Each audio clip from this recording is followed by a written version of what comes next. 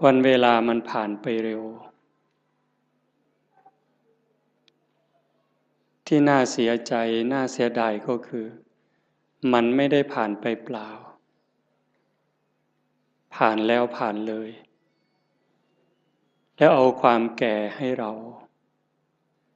เอาความพลัดพรากให้เราพาความตายใกล้เราเข้ามาเราผู้เป็นสัตว์ที่ยังต้องเวียนว่ายตายเกิดไม่รู้จบไม่รู้สิ้นเราก็ยังเผลอเราก็ยังมัวประมาท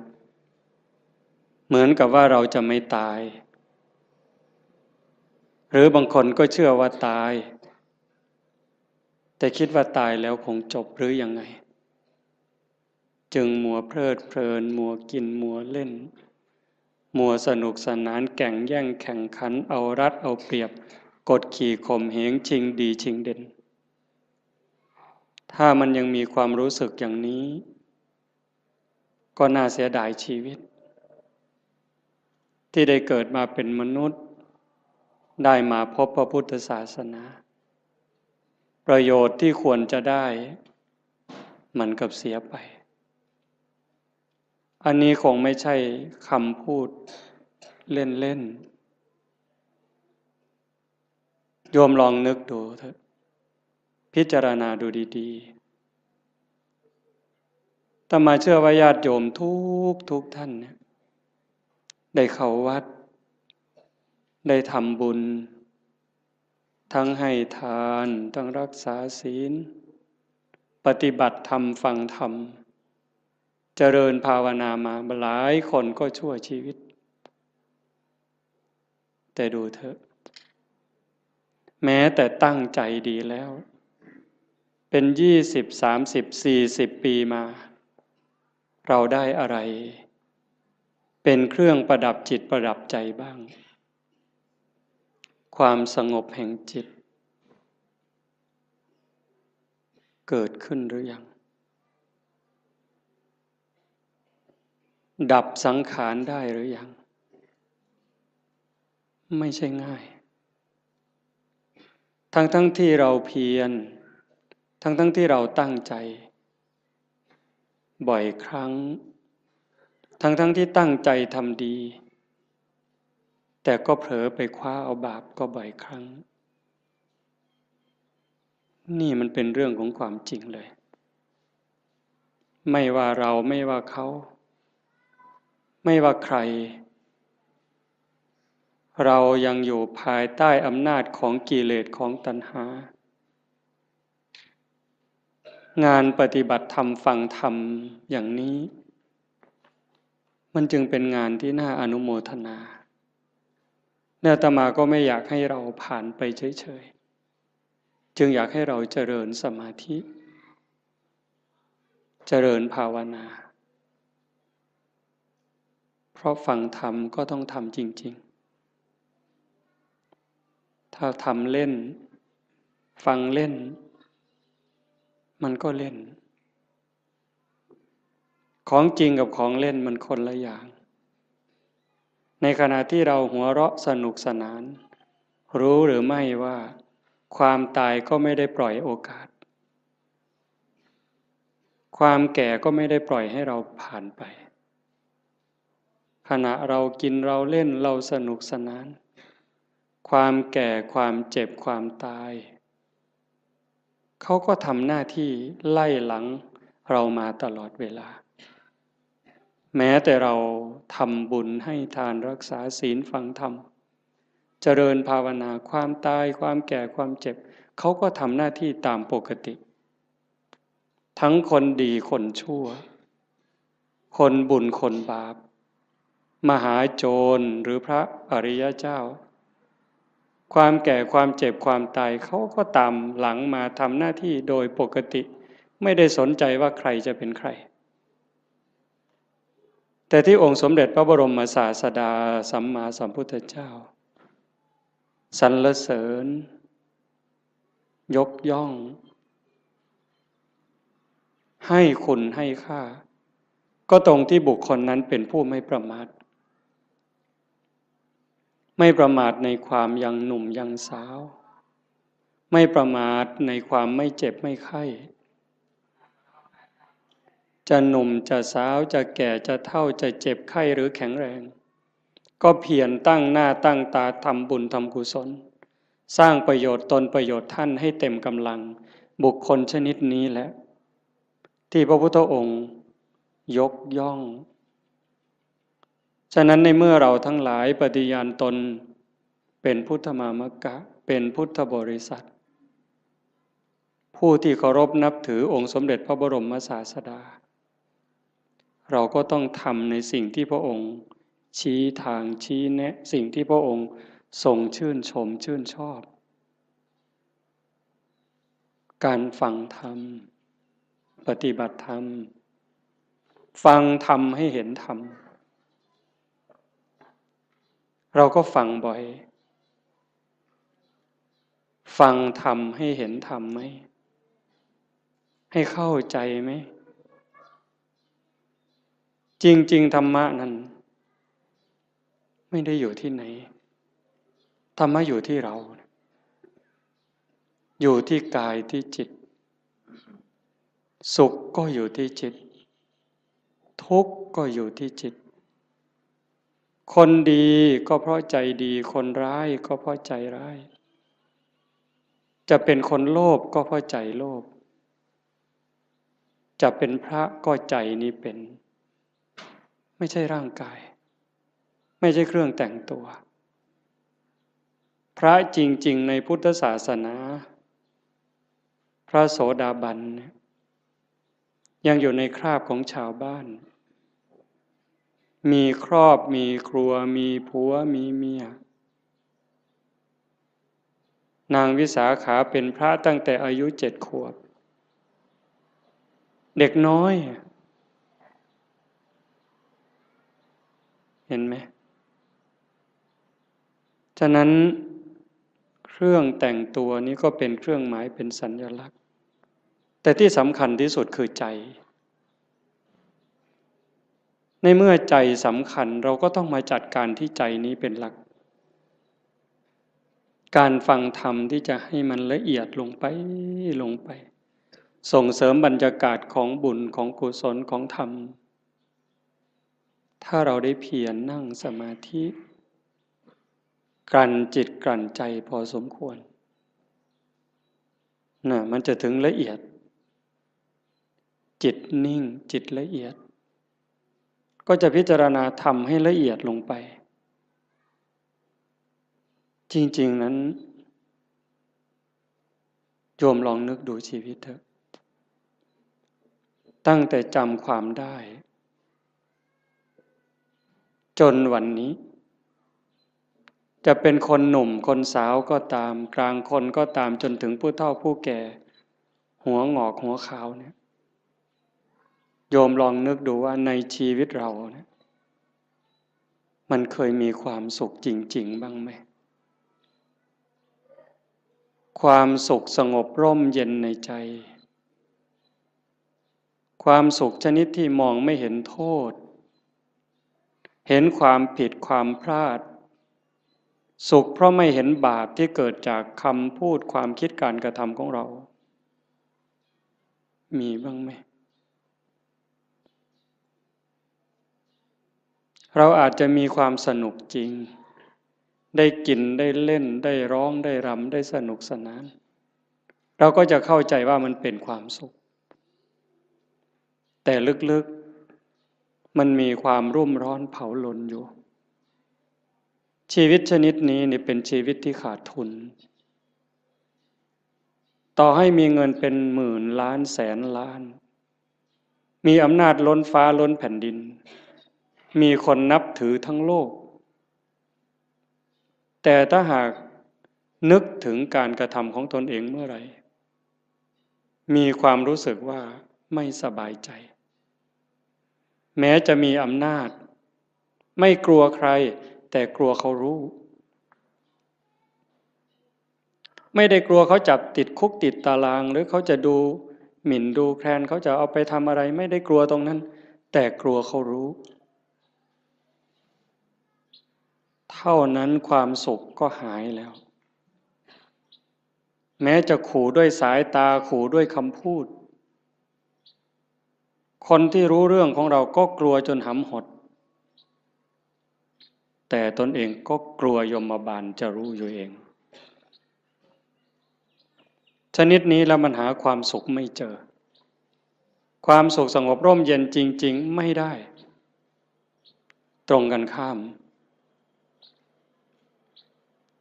ต่อให้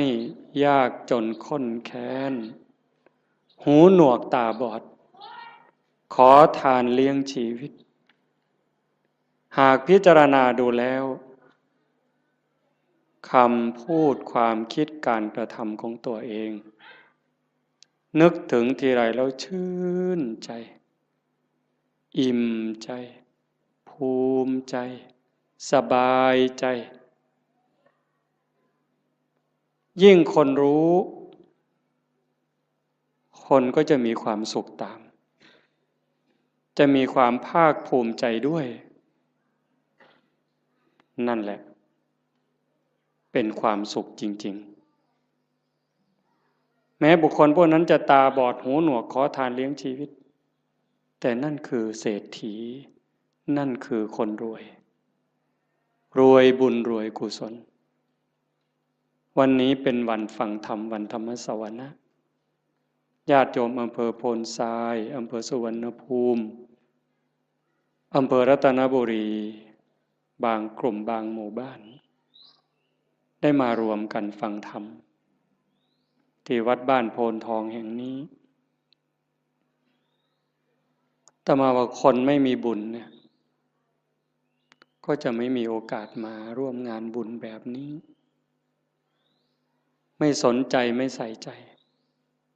เป็นเรื่องธรรมดาเป็นเรื่องปกติที่พระพุทธองค์บอกว่า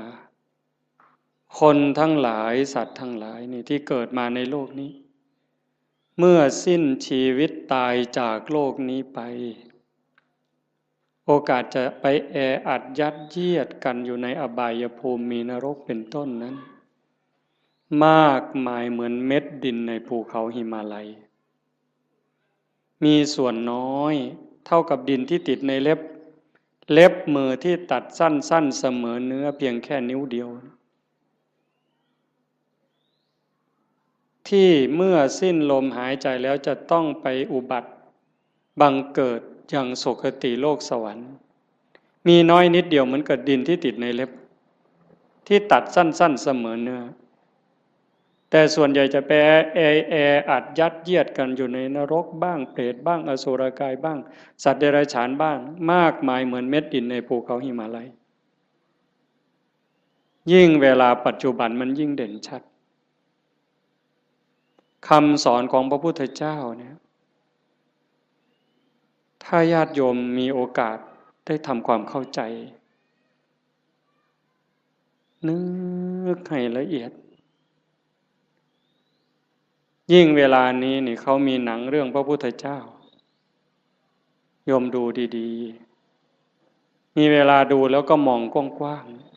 ๆอย่าเชื่อทันทีแต่มองกว้างๆมองลึกๆกว้างด้วยลึกด้วยไกลด้วยโยมจะเห็นความสะอาดความบริสุทธิ์หมดจดงดงามความเมตตาอันยิ่งใหญ่ขององค์สมเด็จพระบรมศาสดาถ้าพูดภาษาเรามีความห่วงใยมีความสงสารเห็นอกเห็นใจห่วงใยสัตว์ทั้งหลายเหลือประมาณจะหาใครเทียบเท่าขี้ฝุ่นของพระองค์ไม่ได้นอกจากมีความเมตตาความปรารถนาดีพระปัญญาความสว่างไสวแทงทะลุปลุกโปร่งความลับของจักรวาลความลับของชีวิตได้ชัดเจนไม่มีที่ขาดตกบกพร่องอะไรเลยนี่เจ้าลัทธิศาสดาและหลายท่าน มีความรักมีความเมตตามีความห่วงใยต่อเพื่อนร่วมทุกข์เกิดแก่เจ็บตายก็มากแต่ปัญญาที่จะชี้ทางออกบอกทางถูกให้กับคนนั้นไม่พอปัญญาไม่พอปัญญาไม่ถึงแต่พระพุทธเจ้านั้นปัญญาสว่างไสวตรัสคำไหนก็คำนั้น 2,600 ปีจนถึงวันนี้ก็ยังคงเส้นคงวาทรงมรรคทรงผลเหมือนเดิมฉะนั้นเราท่านทั้งหลายโอกาสที่เราได้เกิดมาเป็นมนุษย์ได้มาพบพระพุทธศาสนาแล้วเราจะปล่อยให้วันเวลามันผ่านไปโดยไร้ประโยชน์ได้อย่างไรเพราะเราไม่แน่ใจไม่มั่นใจเลยว่าถ้าเราสิ้นลมลงไปจากชีวิตนี้แล้วเมื่อกายกับจิตแยกทางกันเดินเราจะไปไหน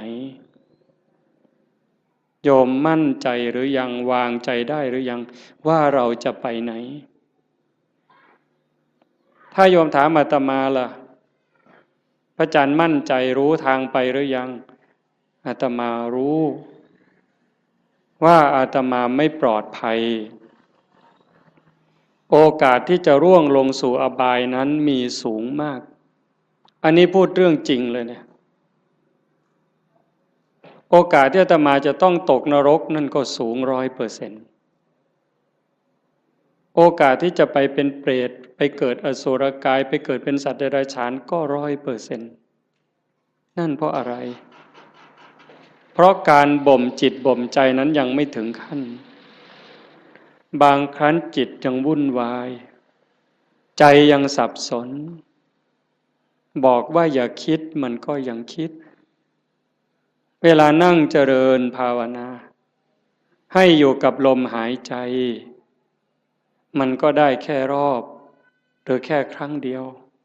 หายใจเข้ายังไม่ได้หายใจออกเลยมันก็คิดเรื่องนู้นหายใจออกยังไม่ได้เข้ามันก็ไปคิดเรื่องนั้น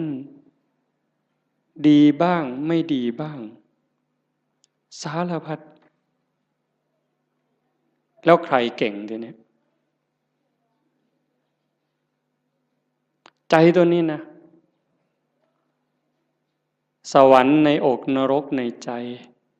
นิพพานไม่ใกล้ไม่ไกลหายใจก็ได้ยินเวลาเราไปร่วมงานศพฟังเทศน์ครูบาอาจารย์ท่านก็จะพูดเสมอจิตเตสังกิริเถทุคติปาติกังขาเมื่อจิตเศร้าหมองแล้วทุคติก็ย่อมเป็นอันหวังนั่น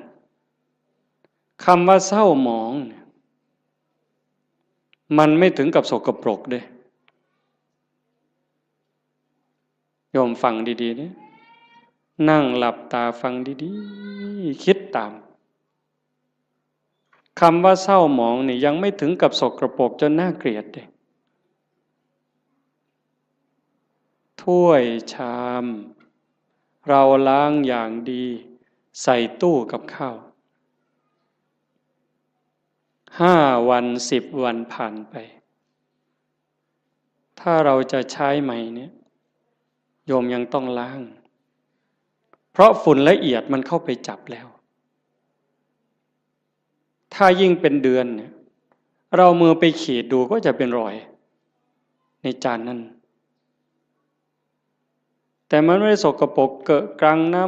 ำแกงน้ำข้าวน้ำพริกไม่ได้เกี่ยวถึงขนาดนั้นเชื้อราก็ยังไม่เกิดแต่มันเป็นฝุ่นเข้ามาจับจิตใจเราก็เหมือนกันถ้ามันยังหงุดหงิดยังขุ่นเคืองคนพูดไม่ใช่ว่าไม่ถูกหูหรอกมันเพียงแค่เกิดปฏิฆะขุ่นเคืองเท่านั้นจิตก็เศร้าหมองถ้ามันเกิดบ่อยมันก็จะพัฒนาการจากความหงุดหงิดธรรมดาเป็นความขุ่นเคืองหนักขึ้นจนเป็นความโกรธเป็นอาฆาตพยาบาทตามมาถ้าไม่รีบรักษามันยิ่งกว่ามะเร็งอีกเห็นไหม ความโลภก็เหมือนกันความโกรธก็เหมือนกันความอิจฉาริษยาก็เหมือนกันเรื่องกิเลสราคะพวกเหล่านี้นิวรณ์เครื่องกั้นกามราคะเห็นไหมยิ่งปัจจุบันเนี่ยจิตใจคนไหลลงต่ำเรื่องผัวเรื่องเมียเรื่องเพศกามารมณ์เนี่ยมันกัดกินใจคนเนี่ยไม่รู้หนุ่มรู้แก่ไม่มีเวลากลางวันกลางคืนไม่รู้ใครเป็นใครเพราะมันมีสิ่งยั่วยุตลอดเปิดโทรทัศน์ขึ้นมันก็ยั่วแล้วเปิดวิทยุแทบขึ้นมันก็ยั่วแล้วยิ่งมีโทรศัพท์เล่นอินเทอร์เน็ตอะไรเฟซไลน์ลงไปนี่มันจะมีทั้งหมดเขาบอกอย่างนั้นก็จะไปเห็นอะไรหลายอย่างจิตก็จะแตกใจก็จะพังลูกหลานเราก็จนไม่เคารพพ่อแม่ลูกหลานไม่เคารพไม่เชื่อฟังพ่อแม่ลูกศิษย์ไม่เคารพครูบาอาจารย์พระเนนบางครั้งก็ไม่อยู่ในร่องในรอยเพราะสิ่งเหล่านี้จึงไม่แปลกที่พระพุทธเจ้าว่าจะไปแออัดยัดเยียดกันในนรกบ้างเปรตบ้างอสุรกายบ้างมากมายเหมือนดินในเม็ดดินในภูเขาหิมาลัยแต่มันก็ไม่เหลือวิสัยถ้าใครฝึกใครฝนใครอบรมบ่มจิตบ่มใจเนี่ยเพียรวันนี้ยังไม่ได้แต่ไม่ลดไม่ละในขณะที่เราเพียรฝึกขัดเกลาจิตใจตนเองแม้มันยังไม่สงบแต่บุญนั้นเราได้แล้วบุญนี่มันเกิดบุญนั้นมันได้ถ้าเราเพียรเราขัดเราเกลาจนกั้นจิตไว้หายใจเข้าก็ชัดเจนหายใจออกก็ชัดเจนช่วงที่เราเห็นลมเข้าชัดเจนลมออกชัดเจนช่วงนั้นกิเลสขาดไปจากใจ1 รอบ2 รอบ3 รอบขยายยืดเวลาให้มันมากขึ้นมากขึ้นมากขึ้นพอเรารู้จักขยายเวลา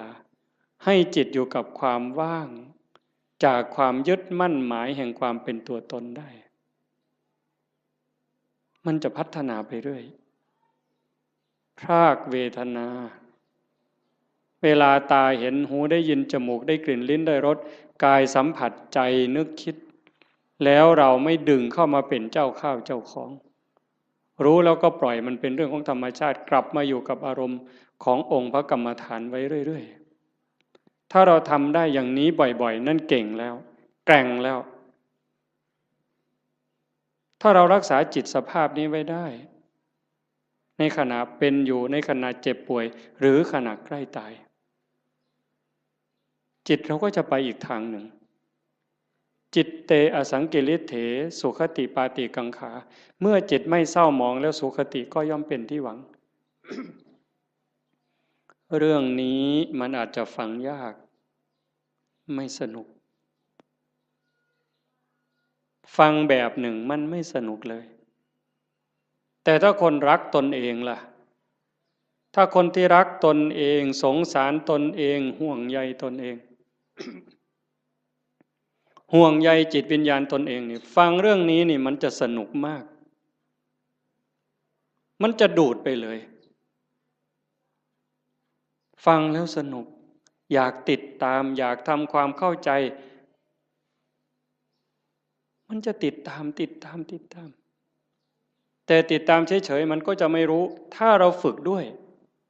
อย่างตอนนี้เนี่ยเอาคนที่พอสู้ได้เด้ยืดตัวตรงๆหายใจเข้ายาวๆลึกๆทำใจสบายๆปล่อยลมยาวๆสบายๆไม่กดไม่เกร็งพยายามตามเข้าตามออกหรือดูที่จุดลมกระทบถ้ามันเห็นอย่างนั้นความอิ่มใจมันจะเกิดวัน1 2 3 วันนี่ยังไม่เท่าไหร่ ถ้าเราทำไปเรื่อย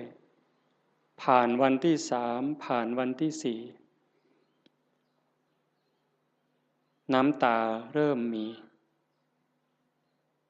นึกอะไรน้ำตาก็จะไหลมีความทุกข์ความวิตกกังวลพอน้อมจิตมาดูลมให้แนบสนิทสติดูที่จุดลมกระทบแนบสนิทลากลมละเอียดเข้ายาวออกยาว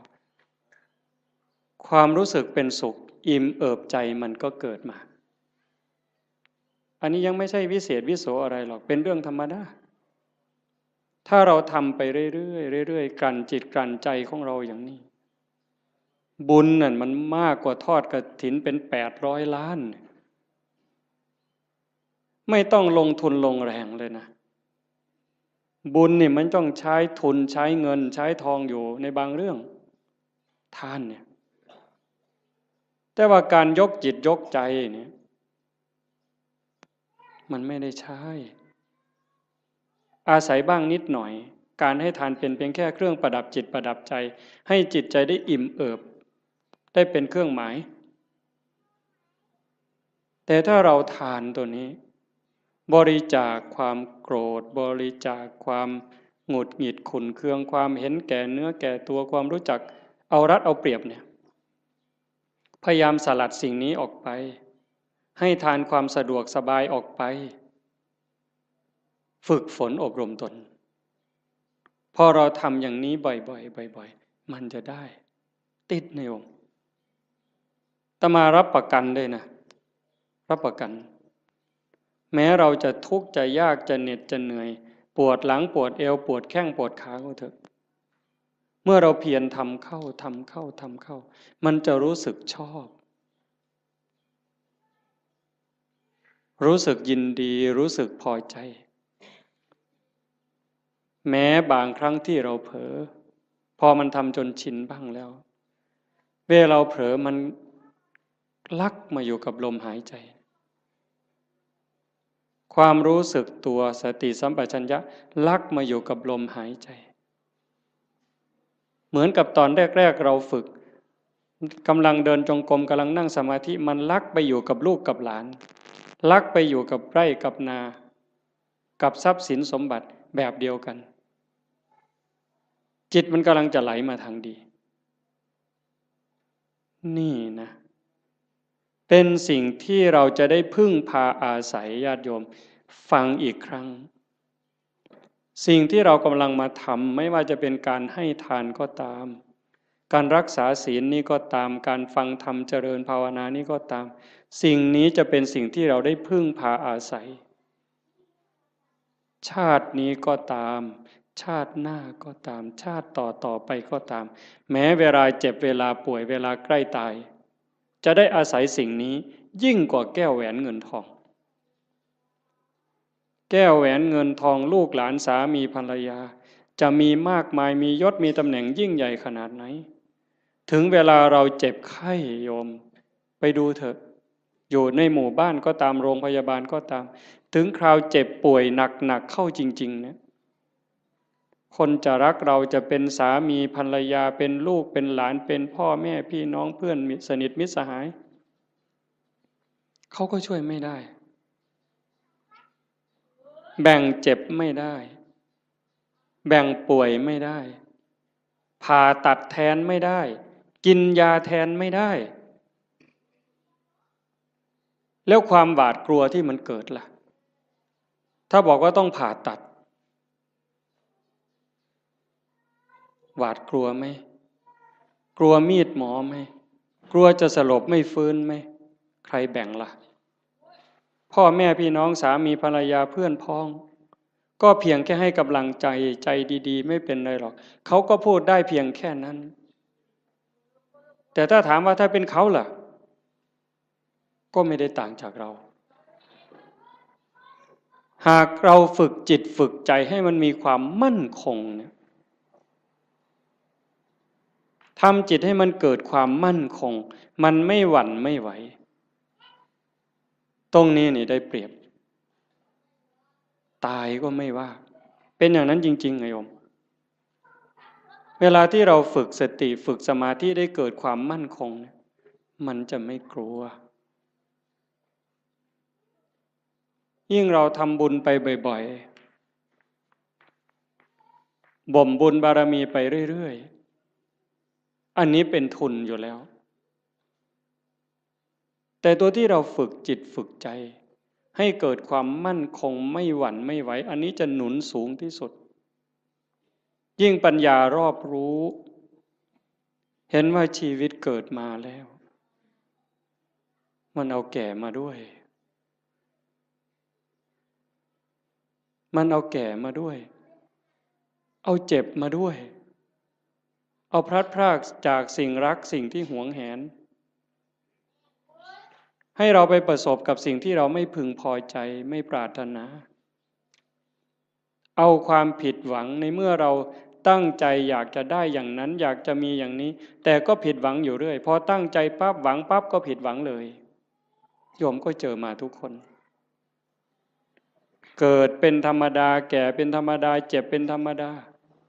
สุดท้ายก็จะตายเป็นธรรมดาทำไมล่ะถึงต้องตายเพราะตายมันมาพร้อมกับเกิดในเมื่อมันเป็นอย่างนี้เราก็ต้องยอมรับฝึกจิตฝึกใจให้เห็นความจริงอย่างนี้อยู่บ่อยๆเตรียมตัวตายไว้เสมอทุกวันทุกวันมีคนไปกราบถามหลวงปู่พุทธทาสว่าทำอย่างไรชีวิตถึงจะได้ประโยชน์ที่สุดถ้าพูดถึงบุญจะได้บุญมากที่สุดหลวงปู่พุทธทาสบอกว่าให้ทำความรู้สึกเหมือนกับว่าวันนี้เป็นวันสุดท้ายวันนี้เป็นวันสุดท้ายของเราที่อยู่ในโลกพอค่ำลงวันนี้เราจะตายอะไรที่เป็นบุญเป็นกุศลที่ยังไม่ได้ทำให้รีบทำบาปอกุศลอะไรที่ยังไม่ได้ละก็ให้รีบละขัดข้องหมองใจกับใครทำผิดทำพลาดกับใครก็รีบไปขอโทษเขาซะใครทำคุณทำประโยชน์กับเรายังไม่ขอบคุณเขาด้วยปากหรือไม่ได้ขอบคุณเขาด้วยใจก็รีบซะในเมื่อเราขอบคุณเขาขอโทษเขาจิตใจเราจะปลอดโปร่งโล่งเบาขึ้นง่ายต่อการภาวนาอีกจากนั้นก็พิจารณาชีวิต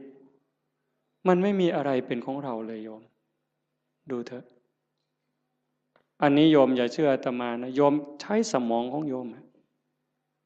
ธรรมะมันอยู่ที่ใจเราโยมไม่ได้อยู่ที่คำพูดไม่อยู่ในหนังสือไม่อยู่ในพระไตรปิฎกเลยไม่ใช่เลยอยู่ในใจเนี่ยตัวรู้โยมมีพร้อมทั้งหมดทุกคนไม่ได้ต่างกันเวลาโกรธเนี่ยถ้าไม่มีธรรมะต่างคนก็ต่างอวดกันเนี่ยอวดความเกลี้ยกล่อมความแกร่งกล้าความเลวร้ายของตนเอง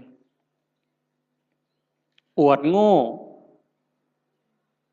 เขาว่าอย่าอวดดีนี่อาตมาว่ามันดีถ้ามีดีให้อวดนี่รีบอวดแต่ส่วนมากอวดโง่เห็นไหมกินเหล้าเลยหลายลังก็ไปอวดเขาว่ากินได้หลายลังอวดโง่นั่น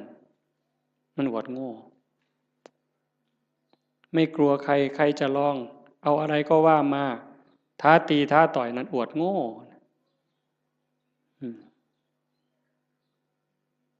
แล้วทำไมว่านั่งสมาธิได้3 วันไม่ขยับเลยมาแข่งกันไหมเนี่ยทำไมไม่มีใครคุยตัวนี้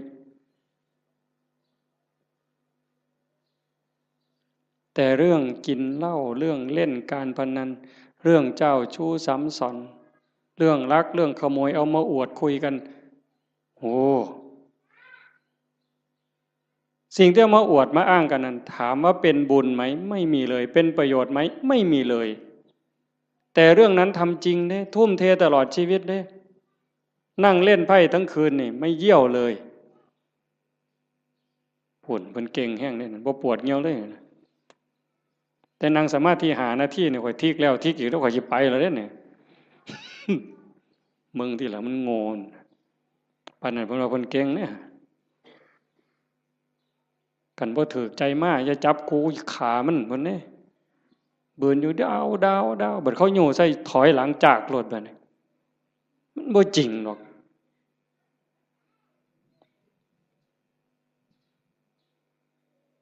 แต่เวลาทำคุณงามความดีนี่โอ้ยบ่คักแม่ใหญ่บ่คักเพิ่นเด้เพียรในการประพฤติปฏิบัตินี้ก็ไม่เท่าไหร่แต่ก็ยังดีเรามาขนาดนี้ก็ให้เราเข้าใจว่าเรากำลังเก็บเกี่ยวสัมภารธรรมค่อยๆเก็บค่อยๆทำเก็บกรรมเพิ่มเติมทีละนิดทีละหน่อยอย่าสนุกสนานมากหัดพรากด้วยดิหัดพรากจากลูกจากหลานบ้างเบิ่งจังหนึ่งก็เป็นตะลุโตนย่ายอยู่ดอกคันบ่ไปอเซาะเลี้ยงหลานก็ย่านเขาบ่ให้กินก็ทำท่าหักลูกเขาไปซั่นละพอเขาให้อยู่นำที่จริงนี่เขาเห็นหมู่เจ้าหมดประโยชน์แต่โดนแล้วได้หมู่เจ้าฮู้บ่เด้ท่านฮู้โตบ่ว่าเขาว่าหมู่เจ้าเป็นคนบ่มีประโยชน์แล้วเด้ซุมื้อใครแน่แต่ครูบาได้พอได้ย่องหมู่เจ้านี่พอได้กินข้าวนำมื้อซื่อเด้คันลองหมู่เจ้าจังหันบ่ได้โลดครูบาก็บ่เบิ่งหมู่เจ้าพอตายคือกันนี่หิฟ้าวเฮ็ดบุญฟ้าวภาวนาลงวัดลงว่าเอาจริงเอาจังมันสิมีเวลาอีกจักมื้อเจ้าว่าอีกจักหน่อยก็ออกพรรษาแล้วอีก7มื้อนึงลมวีมื้อนี้ไทจำบีก็ออกเที่ยวซั่นเด้เพิ่นว่าลมวีไทจำบีออกเที่ยวจักสิไปไสแล้วไทจำบีก็ได้ผู้สิตายแน่นี่ล่ะหาเลิกหายามแล้วเพิ่นสิสึกเพิ่นสิไปรวยเพราะเพิ่นเก่าหั่นล่ะมันสิได้พอ3มื้อบ่หัวตีดินคือเก่าอย่ามาคุยเถอะเว้ยสิสึกไปเลี้ยงแม่บ่มีผู้อยู่นำพ่อนำแม่เพิ่นเอาคือดอกโอ้ยบ่เห็นกลุ่มมือจักหลายออกไปปั๊บศพอยู่แก่คันหัวพุ่นบ่พอข้าวตีกันแล้วบักทิศนั่นเพิ่นว่าแม่ยากอีกบัดนี้ไปเว้าคว่ำไปเสียคาเหล้าให้มันบักทิศทิศมาจากคำว่าบัณฑิตผู้ฮู้ผู้ฉลาดฮู้ดีฮู้ชั่วหมดแล้วเป็นหยังจังไปฆ่ากันตีกันให้แม่ยากแหวงให้แม่ไปเสียคาเหล้ามันปลอมบวชมันจะ3ศาสตร์พุ่นครูบาเขียวเจ้าของมันหูดำหูแดงมึงนะเพราะว่าโอกาสที่จะอยู่ในสภาพเช่นนี้เวลาที่จะเก็บเกี่ยวบุญกุศลฝึกตนเองแบบนี้มันไม่มีจะหมดโอ้ว่าแล้วก็เรื่องหนึ่งเด้อยายเด้อจะว่าเรื่องดีก็ดีเด้เรื่องน่าสลดใจก็น่าสลดใจแต่ทุกอย่างมันมีคู่ในความชั่วก็มีความดีในความรู้สึกสลดใจก็มีความภาคภูมิใจอยู่ในนั้น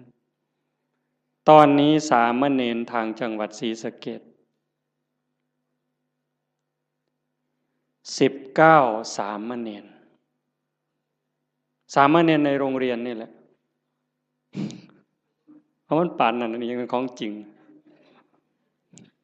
อย่าไปเฮ็ดเราเด้อปล่อยแล้วกันสุดยอดแล้วล่ะนะ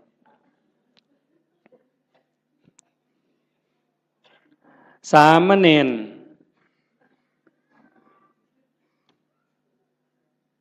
เห็นญาติโยมไปจำศีลเนี่ยฟังดีๆได้เรื่องนี้นะสามเณรเห็นญาติโยมพ่อใหญ่แม่ใหญ่ไปจำศีลวันพระไปอยู่วัดโยมตั้งใจไปปฏิบัตินิมนต์พระพาเดินจงกรมพระกับผ้ายางจงกรมบ่ได้บูจักดอกเฮ็ดเอาลวดผ้าทำวัดในขน่อยว่าไปโลดมื้อเจ้านั่นว่าไปโลดบ่แม่นแถว100เอ็ดได้บ่เพิ่นศรีสะเกษดอกมาหัวเฮ็ดหยังเด้อนี่ครูบาว่าเฮ็ดเอาโลดทำยังไง หลายปีผ่านมา3 ปี5 ปีสามเณรน้อยๆนี่มีใจสามเณรน้อยนี่มีใจขออนุญาตไปปฏิบัติธรรมแบบหนักๆเลยตื่นตี 2นอน4 ทุ่มไม่พูดไม่จา19 สามเณรเนี่ยไปเพื่อฝึกเดินจงกรมฝึกนั่งสมาธิเพื่อจะมาพาคุณยายทั้งหลายที่ไปจำศีลในแต่ละวัดเนี่ยสามเณรตั้งแก๊งสามเณรเพื่อจะไปสอนญาติโยมปฏิบัติธรรมเนี่ยตรงที่สลดใจก็คือพระสงฆ์องค์ข้าเจ้าไม่ทำหน้าที่ตรงนี้ตรงที่น่าภูมิใจก็คือลูกเนนนี่ตัวเล็กๆ14 ปี15 ปีรักบ้านรักเมืองรักพระพุทธศาสนานึกถึงบุญคุณข้าวน้ำของญาติโยมที่ใส่บาตรให้ปัจจัยไปเรียนหนังสือ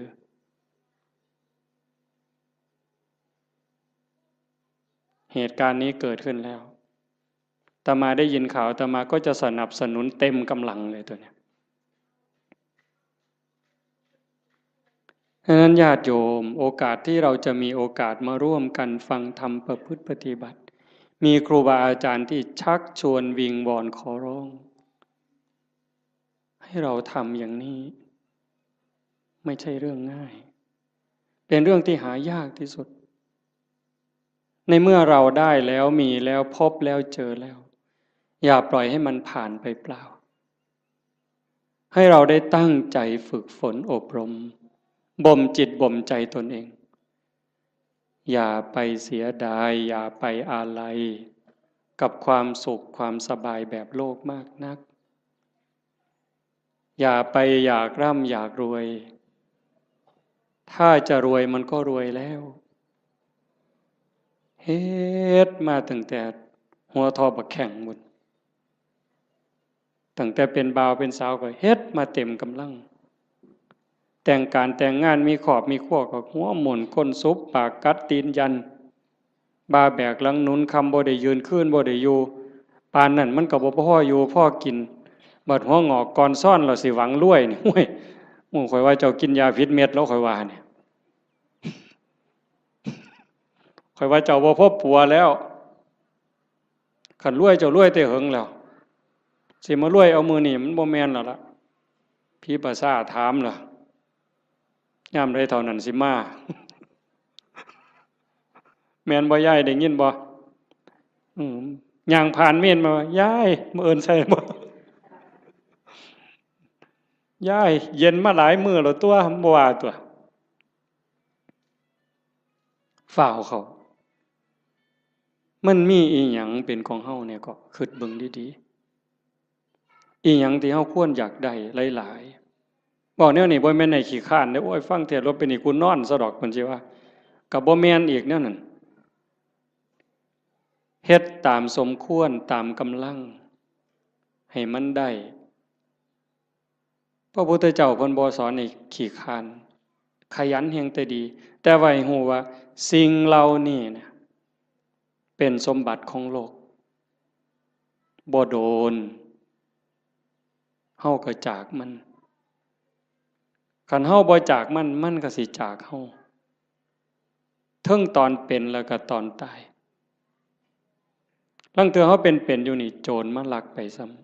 ำลางเทื่อมันลักเอาโดยมันบ่บอกเฮาลางเทื่อมันมาญาติเอาซื่อ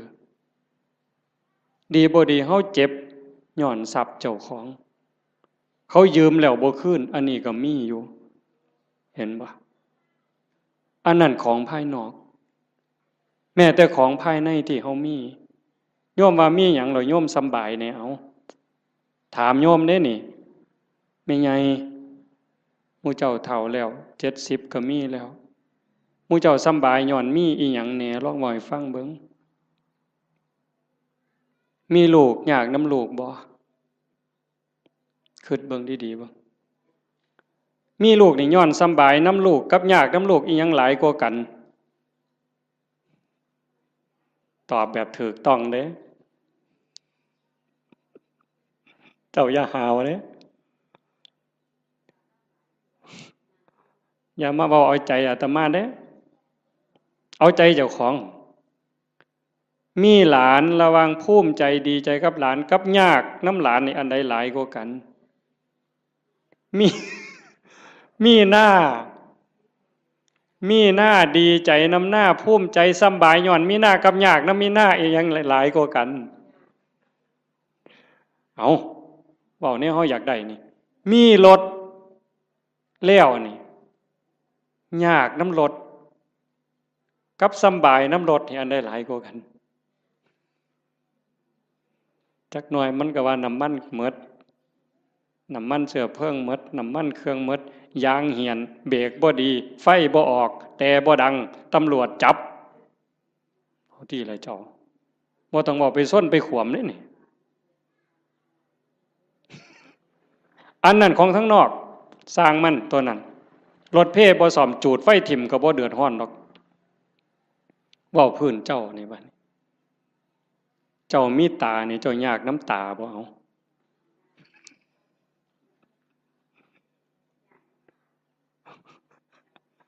บ่ทันว่าไปฮอดขาดอกบ่ซ้ำตานี่เอายากน้ำมันบ่นี่มีผมนี่เจ้าว่ายากน้ำผมนี่ซ้ำใดเจ้าว่าตั้งแต่เจ้าเกิดมาตั้งแต่โกนผมไฟตั้งแต่ตัดมาแต่ฮอดพุ่นตั้งแต่พุ่นจนฮอดพี่หมดจักแสนแล้วค่าตัดผมเนี่ย ค่าตัดค่าย้อมมันนี่หมดไปจักแสนผู้บางคนผมซื้อกับเฮ็ดให้มันหยองเอาลองเบิ่งเจ้าเอาผู้หยองกับเฮ็ดให้มันซื้อเอาลองเบิ่งบ้าบ่พอปัวเนี่ยเอามันยาวก็ไปตัดให้มันสั่นผู้สั่นไปต่อเอาลองเบิ่งเจ้าผู้ผมดำก็ไปย้อมผมแดงเอาลองลองเบิ่งยากซำใดนี่ย้ำผมนี่เอาหวยบ่ต้องบอกถึงมันเป็นรังแค่บ่ต้องบอกถึงกับสากับล่างได้นี่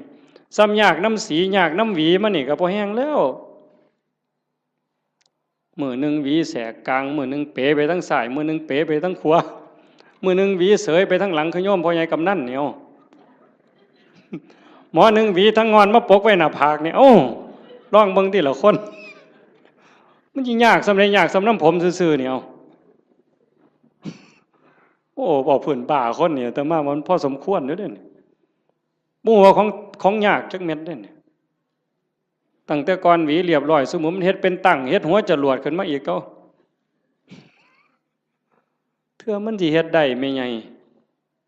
อันนี้พื้นผมเนี่ยตาก็ยากน้ำตาขันมันเป็นโรคต่อกระจกต่อเนื้อต่อลมต่อหินเอาทีละหูล่ะยากน้ำหูบ่มันก็ดีอยู่มันได้ยินแต่ว่าได้ยินเขาด่ากับขวบมันมีหูเนี่ยละเว้ยขันกูหูหนวกกูก็สิบ่เดือดร้อนซะดอก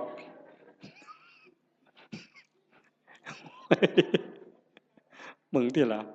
ว่ามันดีบนไหนล่ะพุทธเจ้าว่าบ่เนี่ยพระพุทธเจ้าเพิ่นสอนกรรมฐานนี่หลวงพ่อเจ้าคณะอำเภอหลวงพ่อเจ้าคณะตำบลเป็นอุปชฌาย์พร้อมบวชเนียนก็ตามเลยเพิ่นให้เฮียนกรรมฐานเกษาผมทั้งหลายโลมาขนทั้งหลายนาขาเล็บทั้งหลายตะโจอีหยังทันตาฟันตะโจหนังผมขนเล็บฟันหนังตั้งแต่ขนตาซื่อๆนี่ไม่ไงยากบ่ขนตาเจ้าวะมันก็บ่ได้ยากนะมันปานใดล่ะมันอยู่ซื่อๆบัดมันโลนเข้ามาแท่งเข้าทางในนี่เจ้าโอ้ยกูมาคือลังหนหวยคักแต่น้อบัดนี้เนาะขนตาซื่อๆนี่ได้นี่บ่พอล้มพอตายแต่มันหันหนหวยเนาะแขวบาดนี้เอาผมขนเล็บเอาเล็บก่อนตัดมาหลายปานใดนี่เล็บมัดมีดจักดวงขูดไปเท่าใดอันนี้ง่ายๆได้แบบครูบาตัดทิ่มแล้วกันแล้วแต่ขันของไม่ออกได้บัดนี้ ซุมื้อนี้ย้อมสีซื่อๆก็บ่พอจักเอาหยังมาแต้มอีกบัดนี้โอ้ยแต่งเล็บเทื่อนึงนี่ซื้อปุ๋ยได้3กระสอบแม่ใหญ่บ้าบ่เจ้าว่าหั่น จักเล็บมือเล็บตีนเนี่ยอันนี้กรรมฐานเนี่ยพระพุทธเจ้าให้เฮียนเนี่ยเล็บตีนผู้บางคนก็ตัดเองบ่ได้ไปให้เขาตัดให้อันไข้อยู่ค่ะมันบ่เจ็บบ่ปวดสมัยนี้บ่มีผู้ใดเป็นเล็บตีนสักปานใดติเนาะจักสิว่าปวดจักสิว่าคันจักสิว่าเจ็บเหม็นก็เหม็นเว้ยแต่ว่ากิ้มแล้วเพิ่นบ่ถิ่มเด้อล่ะเป็นอยู่บ่ทั้ง101นี่กิ้มเล็บตีนเน่ามาดมนี่โอ้ยข่อยว่าพ่อไปถิ่มหมดซุคนนั่นล่ะเว้ยบ้าใหญ่อยู่เด้นี่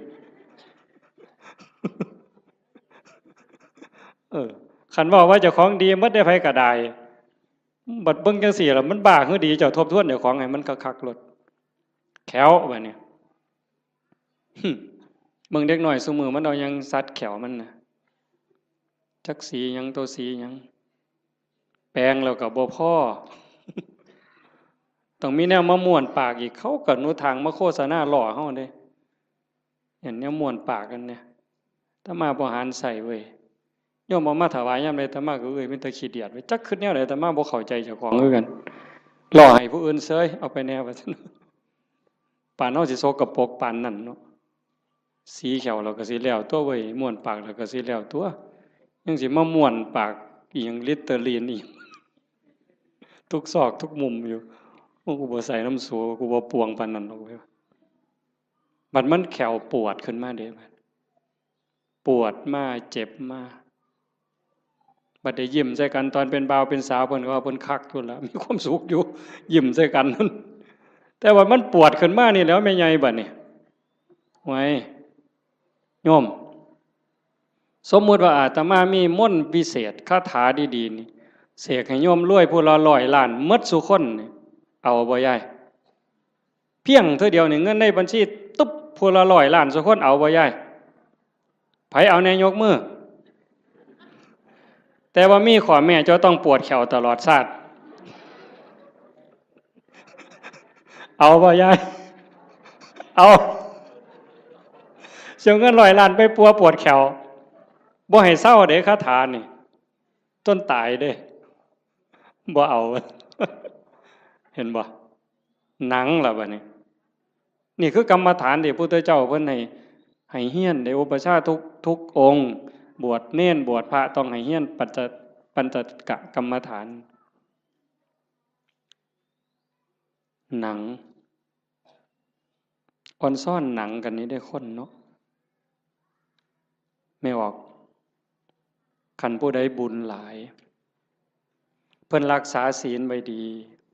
ให้ท่านรักษาศีลมีเมตตาเกิดมาชาติหลังนั้นเพิ่นสิเป็นคนมีผิวขาวผิวงามผิวเนียนดำก็ดำงามมันดอกขาวก็ขาวงามผิวเกลี้ยงใสบ่มีฝ้าบ่มีสิวบ่มีกระหนังเต่งตึงเป่งปังว่าซั่นดอกอันนั้นย้อนบุญเด้อันผู้บางคนบัดนี้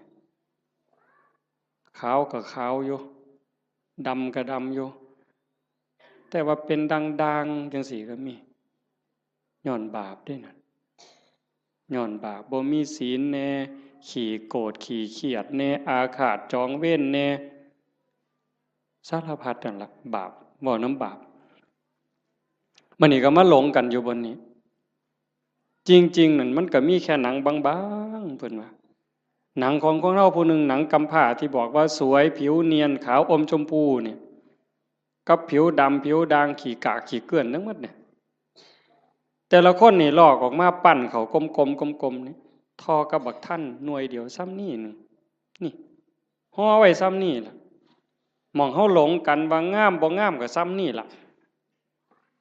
แต่คันขูดหนังกำพร้านั่นออกมาปึ๊บมันสิคือกันหมดพอแต่ใต้หนังกำพร้าลงไปปั๊บก็สิมีน้ำเลือดน้ำเหลืองน้ำหนองแดงใจว้ายอยู่จังซั่น ตับไตใส่พุ่งก็ยากน้ำมันเมิดอันนี้เว้าถึงมีอันไหนยากน้ำอันนั้นเด้ท่านฝ่าหลวงประเด็นเด้มีผมก็ยากน้ำผมมีขนก็ยากน้ำขนมีตาก็ยากน้ำตามีหูก็ยากน้ำหูแขวก็ยากน้ำแขวแปลงฟันตั้งแต่เกิดมาจนหอดมื้อนี้เป็นตาอิ่มเป็นตาเบื่อบ่เจ้าว่าอาบน้ำล้างหนังนี่ก็ตั้งแต่ไตมาล่ะก็ยังบ่ทันแล้วอยู่เด้จนเขาเอาน้ำร้อนล้างเทื่อสุดท้ายมันยังจบบ่ได้ล้างเองดอกตอนนั้นเขาล้างให้จังสิเศร้ามีตับก็ยากน้ำตับยากบ่อันเฮาบ่ทันว่าเป็นโรคตับนี่เฮาบ่งึดน้ำมันปานใดเด้แต่คันเขาว่าเป็นโรคปั๊บยากล่ะมีไตยากน้ำไตมีปอดยากน้ำปอดมีอันใดยากน้ำอันนั้นสุดท้ายก็ย้อนมีชีวิตก็จังได้ยากพระพุทธศาสนาเพิ่นสอนบ่ให้เกิดคันบ่เกิดซะอย่างเดียวจบปัญหาที่เฮาต้องมาทุกข์มายากมาลำบากลำบนมาเกิดมาแก่มาเจ็บมาตายนี่ย้อนมันมีเกิดเฮ็ดจังไดจังสิบ่ได้เกิดเฮ็ดตามคำสอนพระพุทธเจ้าก็เริ่มต้นจากการละบาปซะก่อนละบาปบ่ทำบาปด้วยกายวาจาใจแล้วก็ทำบุญกุศลให้หลายๆทำบุญด้วยกายด้วยวาจาด้วยใจให้ทานรักษาศีลเจริญภาวนาฟังเทศน์ฟังธรรมอ่อนน้อมถ่อมตนคือเฮาเฮ็ดอยู่จังซี่เพียรประพฤติปฏิบัติขัดเกลาเจ้าของเฮ็ดบุญกุศลให้หลายๆแล้วก็ฝึกชำระจิตชำระใจให้มันสะอาดบริสุทธิ์เฮ็ดหยังลงไปแล้วให้มันผ่านไปได้บ่คันบ่ภาวนานี่จบเลยบัดนี้ตรงนี้ใส่เวลาอีกจักนิดนึงสะจิตตะปริโยทปนังชำระจิตให้ขาวรอบจากการละบาปมาบำเพ็ญบุญกุศลให้หลายๆเป็นเครื่องล่อเลี้ยงเป็นเครื่องจูงจิตจูงใจยกจิตยกใจแล้ว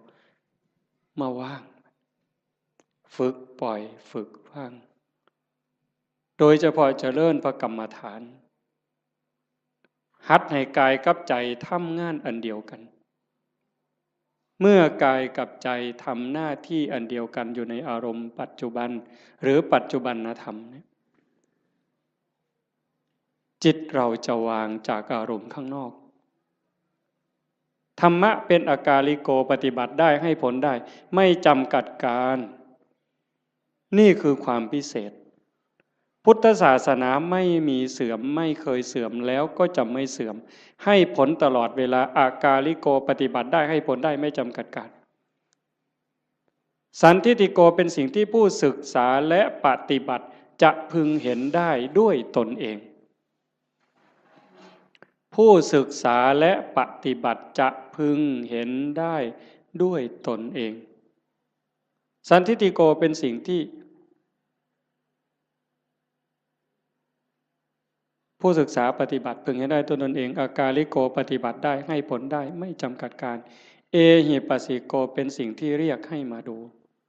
ท้าพิสูจน์เรียกมาดูโยมก็ลองทำตอนนี้เมื่อเราหายใจเข้ายาวสบายสบายลองดูนะหรือจะยุบหนอพองหนอพุทโธสัมมาอรหังอะไรก็ตามคือกันเหมือดอย่าไปเถียงกันเด้อีหยังผิดอีหยังถูกอันนั้นท่านเว้าฮอดผิดฮอดถูกดอกเบื้องต้นเนี่ยมันจะคือกันหมดคือกันแต่มันสิส่งไปฮอดไสมันมีสันมีเหย้ากลัวกันอยู่ไปได้กลัวกันอยู่แต่ว่าเบื้องต้นเนี่ยมันจะคือกันหมดเพียงแค่เป็นอุบายเฮ็ดให้จิตสงบให้ใจสงบมันสิคือกันพุทโธก็ตามยุบหนอพองหนอก็ตามสัมมาอรหังก็ตามหรือบ่ว่าหยังก็ตามเบิ่งแต่ลมหายใจซื่อๆอาตมาบ่ว่าหยังดอกมันขี้คร้านคันใส่ก็ใส่เสริมจักนิดนึง5 นาที10 นาทีพอได้เรื่องแล้วก็ปล่อยส่วนมากก็เบิ่งลมหายใจเข้าลมหายใจออกลองเบิ่งตอนนี้หายใจเข้ายาวสบายสบายไม่กดไม่เกร็ง ออกยาวสบายสบายไม่กดไม่เกร็งหายใจเข้าก็รู้หายใจออกก็รู้ลมสั้นก็รู้ลมยาวก็รู้ลมหยาบก็รู้ลมละเอียดก็รู้เฮ็ดอยู่ซ้ำนี้ละเมื่อเฮาเฮ็ดไปเรื่อยๆเรื่อยๆพอใจเฮ็ดยินดีเฮ็ดสงบหรือบ่สงบบ่เกี่ยวหวังอย่างเดียวว่าเราทำเพื่อบูชาพระพุทธเจ้า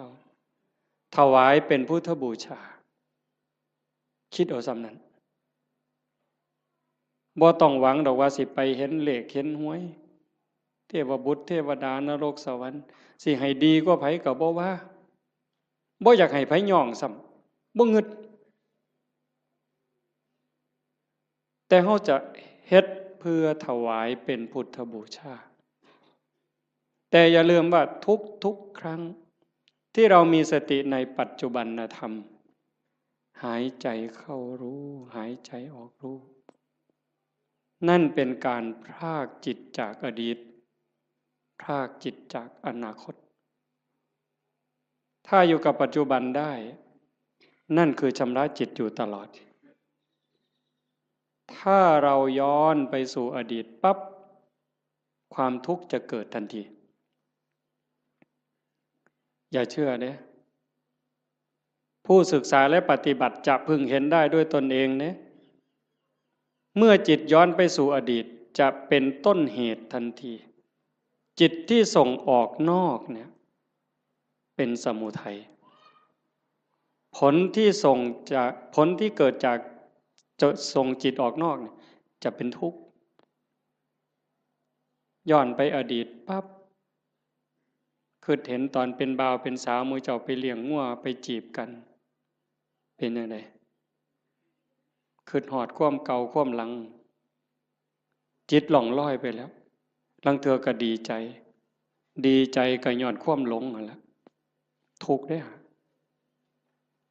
เห็นเขาบอกให้เสียใจเห็นเขานอกใจ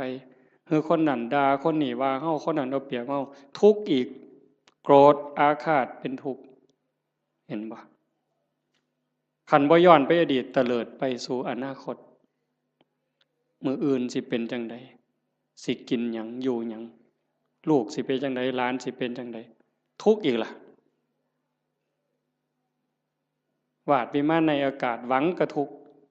แต่ขันอยู่กับปัจจุบันปั๊บย้อนกลับมาอยู่ในลมหายใจหรืออยู่ที่พุทโธหรือสัมมาอรหังยุบหนอพองหนอปั๊บจิตพรากจากอดีตพรากจากอนาคตมาอยู่กับปัจจุบันจิตจะมีความสงบขึ้นมาถ้าเขาทำให้มันต่อจากหนึ่งรอบหายใจเข้ายาวรู้ออกรู้หนึ่งรอบเข้ายาวออกยาวสองรอบขันติดต่อกันหนึ่งรอบสองรอบสามรอบสี่รอบเก่งเด้บ่เฮ็ดได้ง่ายปานใดเด้ลองเบิ่งนี่เอายืดตัวตรงๆสบายๆแขนขาบ่ต้องเกร็งหายใจเข้ายาวออกยาวให้มันเห็นหนึ่งรอบถือว่าเก่งแล้วเห็นลมเข้ายาวๆออกยาวๆแบบจิตบ่แป๊บๆบ่ไปทั้งหน้าบ่มาทั้งหลังแต่อยู่กับหม่องจุดลมกระทบหรือสิตามลมไปก็ตามเห็นจังสั่นชัดเจนปั๊บนี่แม่ใหญ่ได้บุญหลายกว่าทอดกฐินเด้อเห็นลมเข้าลมออกรอบเดียวนี่ล่ะหายใจเข้าปั๊บสุดปุ๊บมันหยุดนิดนึงมันออกมายาวปึ๊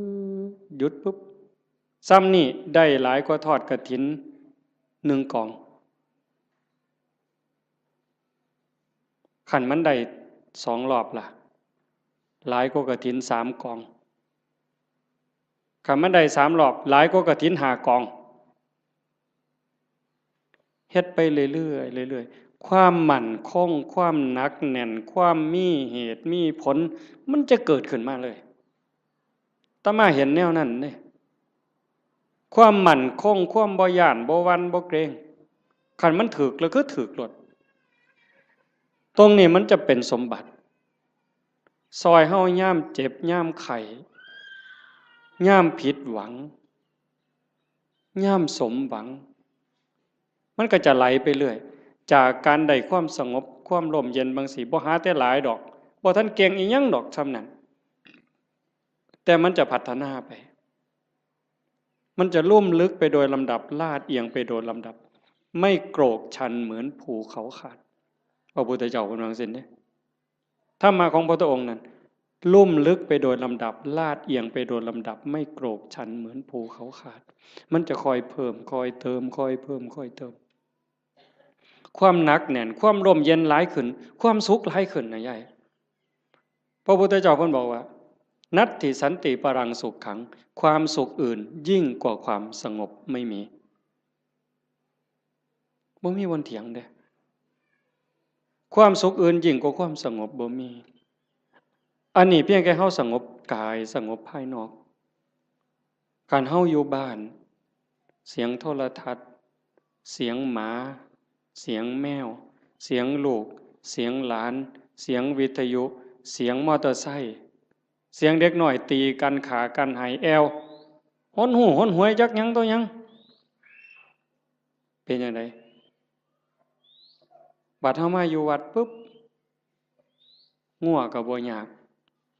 หน้าก็บ่ยากหลานก็บ่ยากลูกก็บ่ยากอยู่แต่เจ้าของ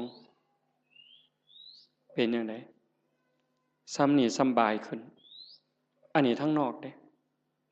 ถ้าใจเฮาที่มันเคยวุ่นวายเดี๋ยวก็ไปฮักเดี๋ยวก็ไปสั่งเดี๋ยวก็อิจฉาเดี๋ยวก็น้อยใจเดี๋ยวก็ดูหมิ่นดูแค้นผู้อื่นรักโกรธเกลียดกลัวทั้งรักทั้งโกรธทั้งเกลียดทั้งกลัวทั้งย้านมันรบกวนจิตอยู่ตลอดขึ้นลงแต่คันเฮาอยู่กับลมหายใจคือพุทโธปึ๊บหายใจเข้ารู้หายใจออกรู้ปึ๊บเข้าหูออกหูเข้าหูออกหูจิตเริ่มนิ่งลงสงบลงความอิ่มใจมันจะค่อยเกิดเอาไปเอามาพอ3 มื้อ4 มื้อ5 มื้อนั่งอยู่ซื่อๆน้ำตาก็ไหลดิไม่ออกสิเคยหลายคนเวลาตั้งใจเฮ็ดเนี่ยนั่งเถื่อคิดฮอดแม่คิดฮอดพ่อคิดฮอดผู้มีคุณคันเพิ่นยังอยู่ก็อยากให้เพิ่นได้เฮ็ดคิดฮอดเพิ่นอยู่ไสน้อมันเฮ็ดแทนบ่ได้เงินแสนเงินล้านก็ซื้อบ่ได้คันเพิ่นตายแฮงแต่คิดฮอดหลายเบิดเพิ่นเว้ากันบ่ฮู้เรื่องจักอยู่ไสชีวิตเฮาก็ได้มาจากเพิ่นเนาะได้อยู่ได้กินก็ย้อนเพิ่นได้เป็นขู่เป็นคนมาฮอดมื้อนี้ก็ย้อนเพิ่นสิตอบแทนแนวใดคิดไปจังซี่ก็น้ำตาพังยาวๆเฮ็ดจังไดบัดนี้สรุปโอ้ยเฮาก็ต้องเฮ็ดดีแล้วบัดนี้แม่ตายจากพ่อตายจากเพิ่นมาเฮ็ดนำเฮาบ่ได้ชีวิตเฮาก็เป็นของเพิ่นเฮาเฮ็ดดีเพิ่นก็ได้นำสิตั้งใจเฮ็ดดีเว้าก็ให้มันดีเป็นประโยชน์กับตนเองและผู้อื่นอันใดสิเป็นประโยชน์กับโลกกับสังคมกับประเทศชาติกับศาสนาทุ่มเทโลดพ่อก็สิได้นำแม่ก็สิได้นำคนดีมันเกิดขึ้นบ่นี้โยมพอมันจะได้พิจารณาเองของมันจากนี่ผ่านไปก็เก่งไปน้ำอีกเบิดเนี่ยมีแนวมากระทบตากระทบจิตกระทบกายกระทบใจอีหยังก็แล้วตายมันก็ภาคได้สติขึ้นมาปุ๊บน้ำตาคูอยู่ๆนี่มันหยุดจึกโลดเฮ้ยโง่ไปแล้วอันนี้บ่แม่นแล้วภาคความรู้สึกนั้นออกมาเป็นจังซี่เด้ยกจิตออกมาเลยเป็นผู้เบิ่งโอ้มันเป็นเรื่องธรรมดาตัวเกิดแก่เจ็บตายเป็นธรรมดามันก็สิสอนอีกเจ้าสิมาเสียใจหยังตอนนี้ตั้งแต่ตอนเพิ่นอยู่นำเจ้าคือบ่เฮ็ดดีนำเพิ่นนอกจากผู้ที่ตายไปแล้วผู้ที่ยังได้เจ้าเฮ็ดดีจังได๋กับเขาอีกเจ้าสิมาฮ้องไห้คิดฮอดแต่ผู้ตายบัดผู้ยังเจ้าบ่เบิ่งเอาเจ้าสิเสียใจอีกทีหลังบ่นี่มันก็จะสอนมาเองเจ้าของนี่สอนเจ้าของเป็นจังซี่เด้ยายจากนั้นตาเห็นมัน หูได้ยินจมูกได้กลิ่นลิ้นได้รสสติมันมาท่านปุ๊บเคยหักมันก็สิตัดจึ๊ดออกบ่หักเคยเป็นตาสร้างมันก็สิตัดจึ๊กบ่สร้างนำบ่หักนำบ่สร้างนำบ่ยินดีนำบ่ยินหายนำมันจะอยู่กับมันอย่างเดียวฮอดกินข้าวกินน้ำแซ่บมันก็บ่แซ่บบ่แซ่บมันก็บ่แม่นบ่แซ่บมันหูซื่อๆแล้วก็แล้วด่ากับย่องซ้ำกันบัดเจ้าสิสรรเสริญเจ้าสินินทาสิดูถูกข่อยก็ซ้ำเก่ามันเข้าใจอ่ะนี่คือการยกจิตเด้อโยมบ่แม่นเฮาสิมาเอาบุญซื่อๆเด้ครูบาคือกันเด้บวชเอาบุญน่ะมันเป็นเรื่องเด็กน้อยนี่ไงเว้าหมู่เจ้านำนะซะบัดนี้อันพากันมาวัดมาว่ามาฟังเทศน์ฟังธรรมขี่รถไปฟังเทศน์บ้านนั้นบ้านนี้ไปเพี้ยนบ้านนั้นบ้านนี้ไปทำวัดเช้าวัดเย็นน้ำวัดน้ำครูบาอาจารย์ไปเอาบุญน่ะเด็กน้อยเศร้าเล่นเฮือนน้อยได้บ่เดี๋ยวนี้ฮะเรื่องเอาบุญนั้นเป็นเรื่องเด็กน้อยซะแล้วแต่ก็จำเป็นเด้เด็กน้อยมันต้องเอาขนมอ้อยเด้เอาไข่เค็มอ้อยเด้เอาบักขามอ้อยก็เอาเด้แต่ว่าเฮาก็ต้องใหญ่ขึ้นมานำจากการไปวัดไปว่าเพื่อเอาบุญให้เป็นการศึกษาเรียนรู้ธรรมพัฒนาเจ้าของยกระดับจิตเจ้าของกายนี่ยกบ่ได้แล้วล่ะนี่แต่สิสุดไปสุดไปสุดไปจักมือก็สิดับถิ่มไปล่ะใจนี่ตัวมันบ่ตายนี่ยกใจให้มันสูงก่อนตายนี่แม่แบบว่าเขาด่าบ่เครียดนี่เฮ็ดง่ายบ่ยายเขารักของบ่เสียดายนี่เฮ็ดง่ายบ่ยากเด้คันเฮาบ่ฝึกมื้อนี้สิไปฝึกมื้อใดบัดจังว่าวัดมาว่ามาปฏิบัติคือการมาฝึกเจ้าของยกใจเจ้าของอย่าให้มันไปยินดียินหายอย่ายินดีในเวลากระทบกับอารมณ์ที่น่ายินดีอย่ายินร้ายในอารมณ์ที่น่ายินร้ายมันเฮ็ดว่าท่านใดมื้อนี้ก็เพียรมันฝึกมันฝนมันประพฤติปฏิบัติเฮ็ดเอาคันเฮาเข้าใจแล้วมันจะหูทางเฮ็ดอยู่เด้มื้อเช้าอาตมาบอกโยมวัดโน่นกุลมว่าจากมื้อนี้ไปนี่ให้หาข้อบกพร่องเจ้าของทุกคนหาจุดอ่อนเจ้าของคิดพอปั๊บเขียนใส่กระดาษหน่อยไว้รถนี่เฮามีจุดอ่อนบนนี้ขี้น้อยใจขี้โกรธคือมักย่องเจ้าของว่าเจ้าของดีกว่าเขาหลายเห็นให้มันเห็นด้วยใจเข้าใจเจ้าของเบิ่งเจ้าของให้มันคักเห็นจุดอ่อนแล้วก็แก้นั่นล่ะย่อสิดีขึ้นดีขึ้นดีขึ้นดีขึ้นให้หักผู้อื่นสงสารผู้อื่นเห็นใจผู้อื่นให้หลายขึ้น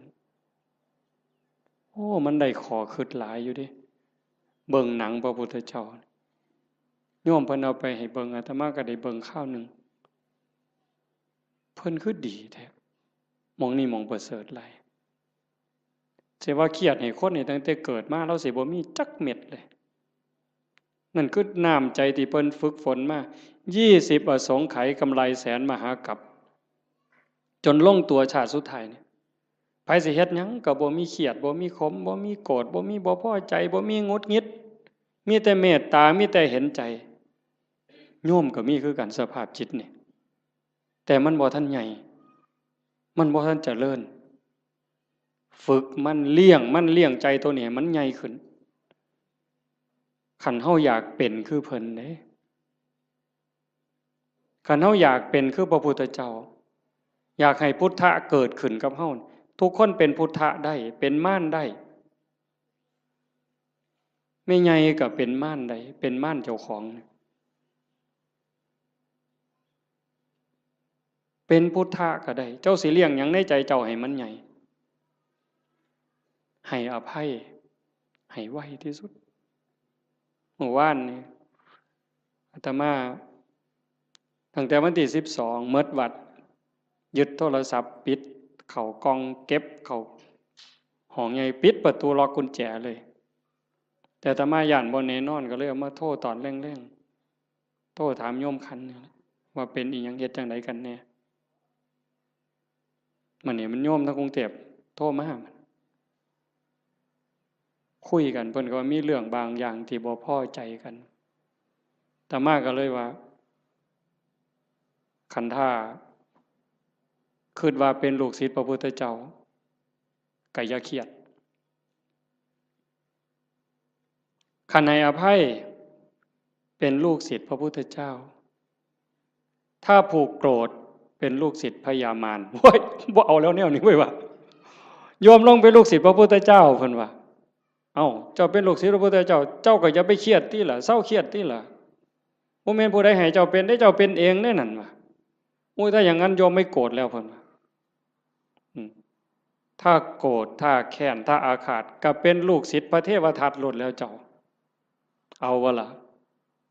เลยพระเทวทัตไปฮอดลูกศิษย์พญามารพุ่นแต่ขันหูจักให้อภัยผู้อื่นสงสารเมตตาผู้อื่นให้โอกาสผู้อื่นเป็นลูกศิษย์พระพุทธเจ้าพุทธังสรณังคัจฉามิเพิ่นว่าเด้ไม่ไงว่าอยู่บ่พุทธังสรณังคัจฉามิเพิ่นว่าเด้ธัมมังสรณังคัจฉามิสังฆังสรณังคัจฉามิทุติยัมปิแม้ครั้งที่2ตติยัมปิแม้ครั้งที่3ข้าพระพุทธเจ้าถือเอาพระพุทธเจ้าถือเอาพระธรรมถือเอาพระสงฆ์เป็นที่พึ่งเป็นที่ระลึกถึงจะปฏิบัติตามพระพุทธพระธรรมพระสงฆ์เหมือนเพิ่นเว้าอ่ะแต่บัดเครียดให้หมู่นั่นหน้างอลองคองเว้ยตัวพระพุทธเจ้าพุ่นมานี่เจ้าโอ้ยจะไปไว้ไสบาปบัดนี้ตัวหลวงพ่อเจ้าคณะอำเภอกับบาปอยู่มันก็บ่ปานตัวพระพุทธเจ้าเด้อตัวครั้งที่1ยังบ่พอได้แม้ครั้งที่2เพิ่นยังว่ายืนยันอีกอยู่นี่ทุติยัมปิแม้ครั้งที่2ตติยัมปิแม้ครั้งที่3ยังเครียดให้หมู่อยู่เบิ่งที่ละกิเลสมันบ่ปล่อยเจ้าง่ายๆได้แม่ใหญ่คันเจ้าบ่ตั้งอกตั้งใจนี่บ่ทันเด้เบิ่งเจ้าของให้คักเด้อสิสรุปแล้วเด้เบิ่งเจ้าของให้ดีๆทบทวนตั้งแต่เฮาเข้าวัดมาจนฮอดมื้อนี้เฮาดีขึ้นกว่าเก่าบ่เฮ้ยยายตัดสินด้วยความเป็นธรรมเด้เจ้าของนั่นล่ะฮู้เองตัดสินเจ้าของว่าดีขึ้นกว่าเก่าบ่ความโลภกูลดลงบ่นอเวลาไปจำศีลนุ่งผ้าขาวอยู่วัดขันวัดใดเพิ่นให้ตักอาหารบนโต๊ะกูไปก่อนเนี่ยกูเอาขึ้นหอดผู้ทั้งหลังบ่นอนี่เบิ่งเป็นแนวใดยังไปสุดโต๊ะยังถอยมาอีก3 ก้าวเด้มือมาข้างหลังหยุมขนมมอมอีกตัวนึงบ่ซ้อมเด้นี่ครูบาก็คือกันเด้กันว่านั่งสมาธิว่าซั่นหมู่พานั่งสมาธิอยู่ศาลาเพิ่นไปดอกเดินจงกรมไปทั้งกุดพุ่น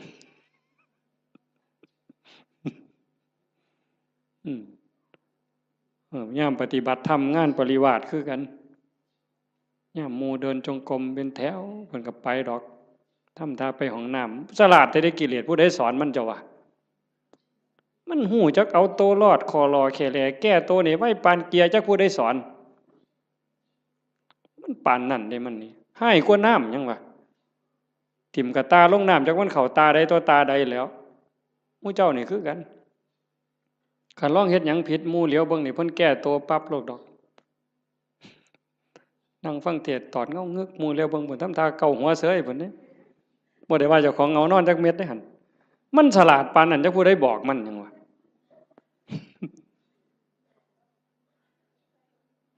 เดินจงกรมงอกไปทั้งกดเพิ่นปั๊บหมุนปึ๊บ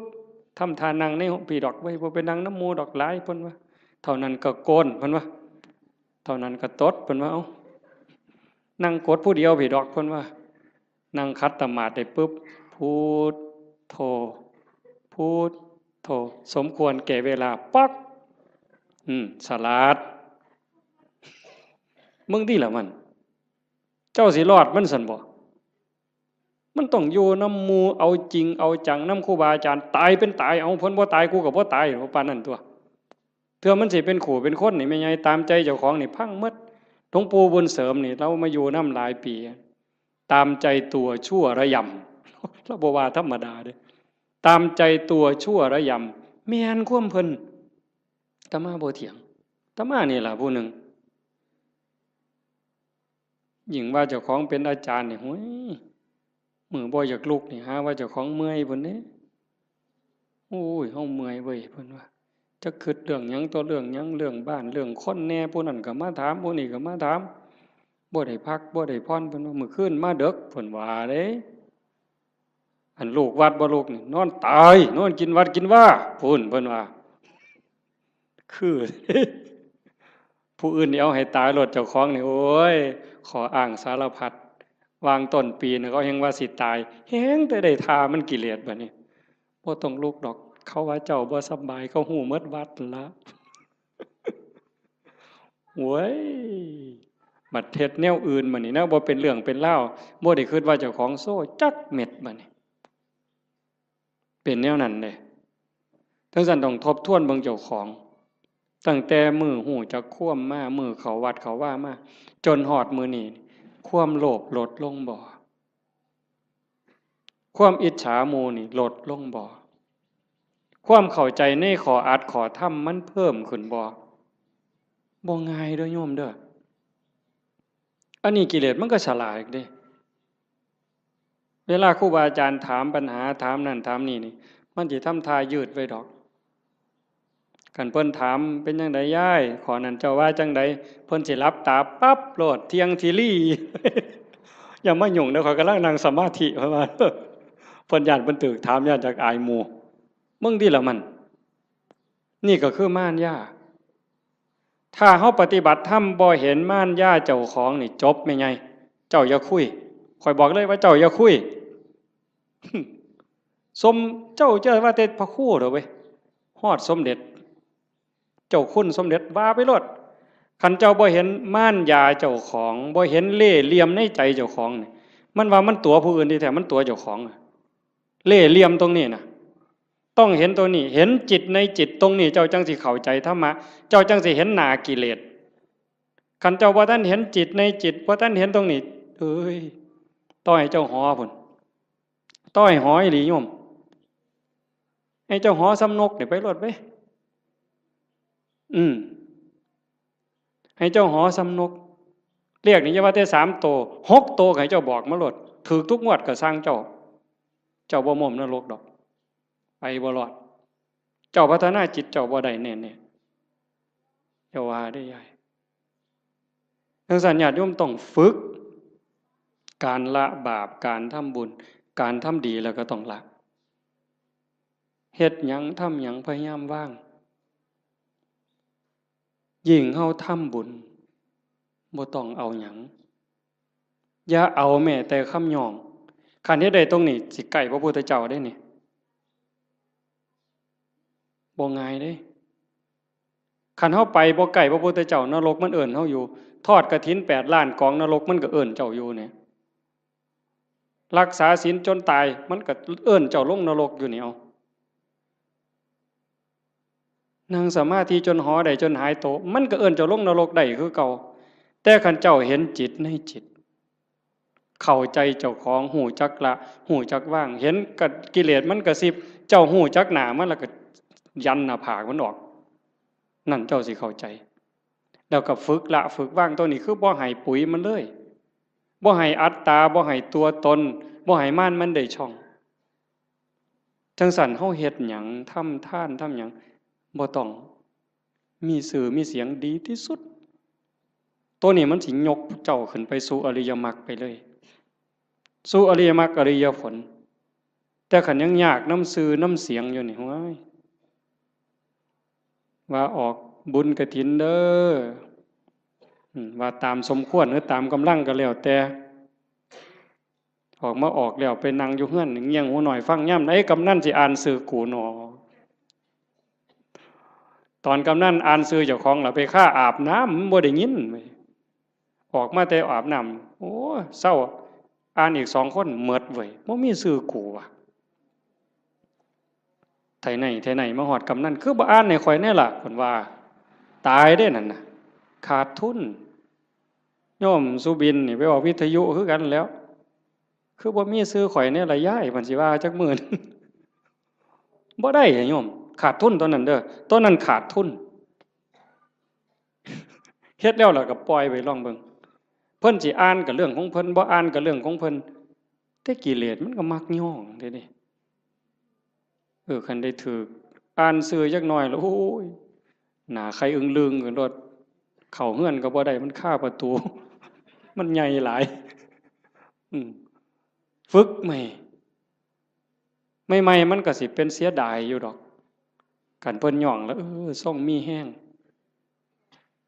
แต่คันดูเขาเฮ็ดแล้วก็แล้วไปเฮ็ดแล้วก็แล้วไปหน่อยก็ตามหลายก็ตามเฮ็ดด้วยใจด้วยความศรัทธาจริงๆอุบายของการให้ท่านเป็นอุบายเอาชนะความเห็นแก่ตัวเอาชนะความขี้ทีเท่านั้นเด้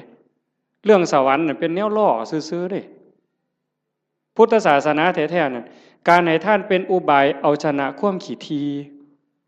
เอาชนะความเห็นแก่ตัวคันเฮาสละได้นั่นมันเป็นจาคะคันเฮาอยากได้ซื่อๆอยากให้เขาย่องอยากมีซื่อติดน้ำนั่นน้ำนี่อันนั้นมันเพียงแค่ให้ทานยายเฮ็ดนั่นเฮ็ดนี่อยากให้เพิ่นย่องอยากให้เพิ่นประกาศติดซื่อไว้ให้คนได้ฮู้ได้เห็นมันก็ดีระดับหนึ่งแต่มันเพียงแค่ให้ทานมันบ่ทันฮอดจาคะจาคะนี่สลัดออกบ่เอามาได้เอาออกเอาไปแล้วอย่ามาเฮ็ดหยังบ่เอาแม้กระทั่งคำย่องคำย่อนั่นมันสิได้เป่านิพพานเป็นของให้เปล่าบ่ได้ซื้อเพราะสลึง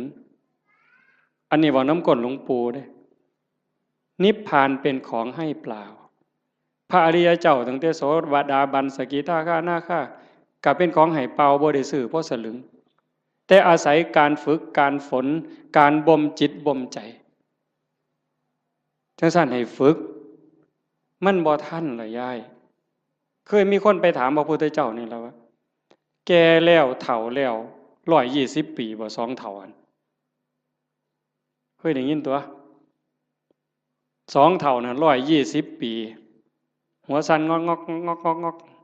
ไปกราบพระพุทธเจ้าโอ้ยตะกี้มั่วประมาทหลายว่าซั่น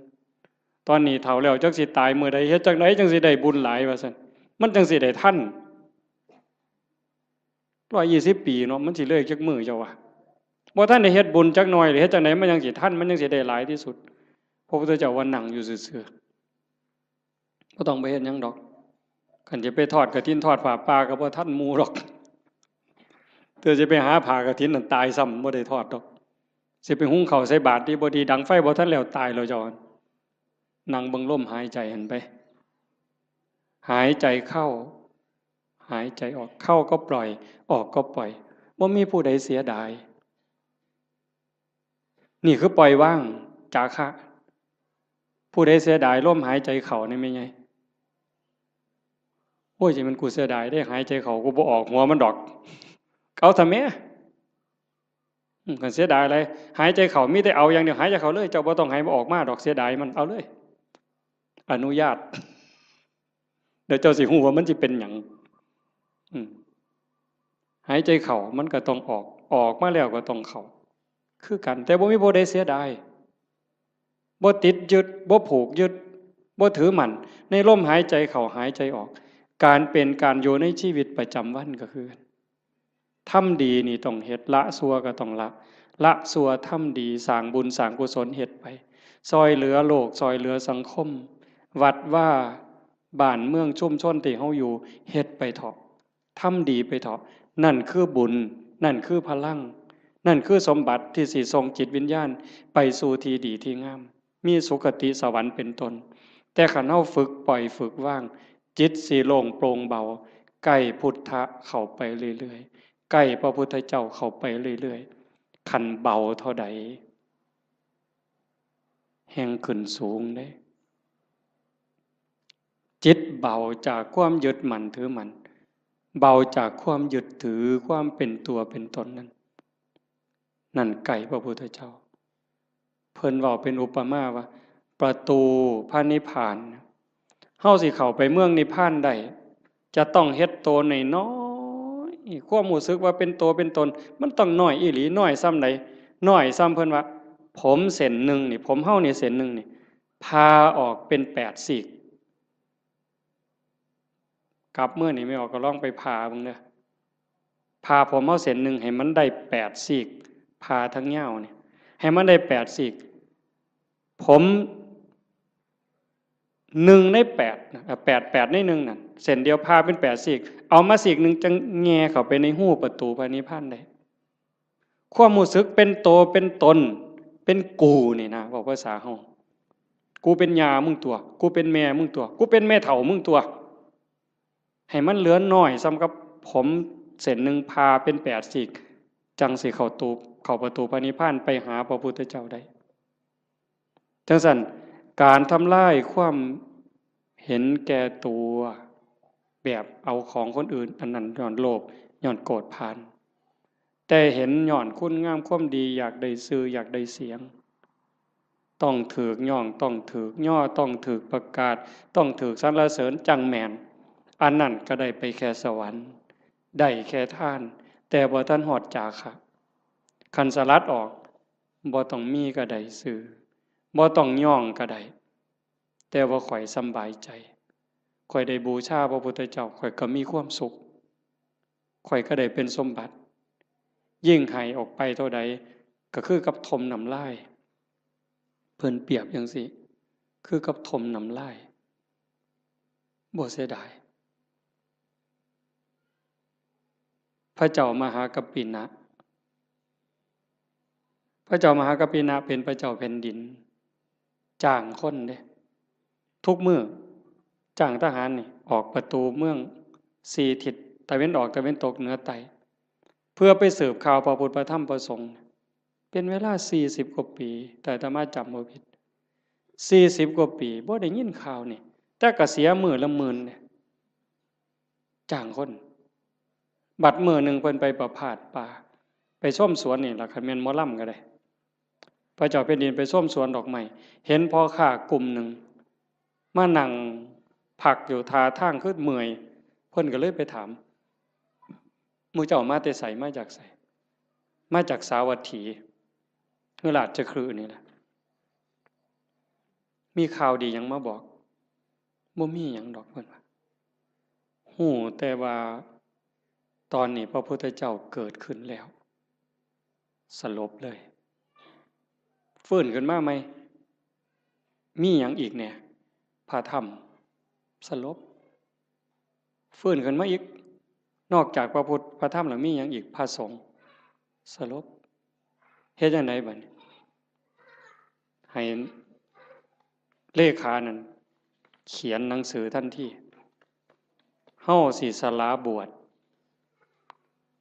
ขอให้พระนางอโนชาพระราชินีนี่ครองราชสมบัติจากเฮาต่อไปเลย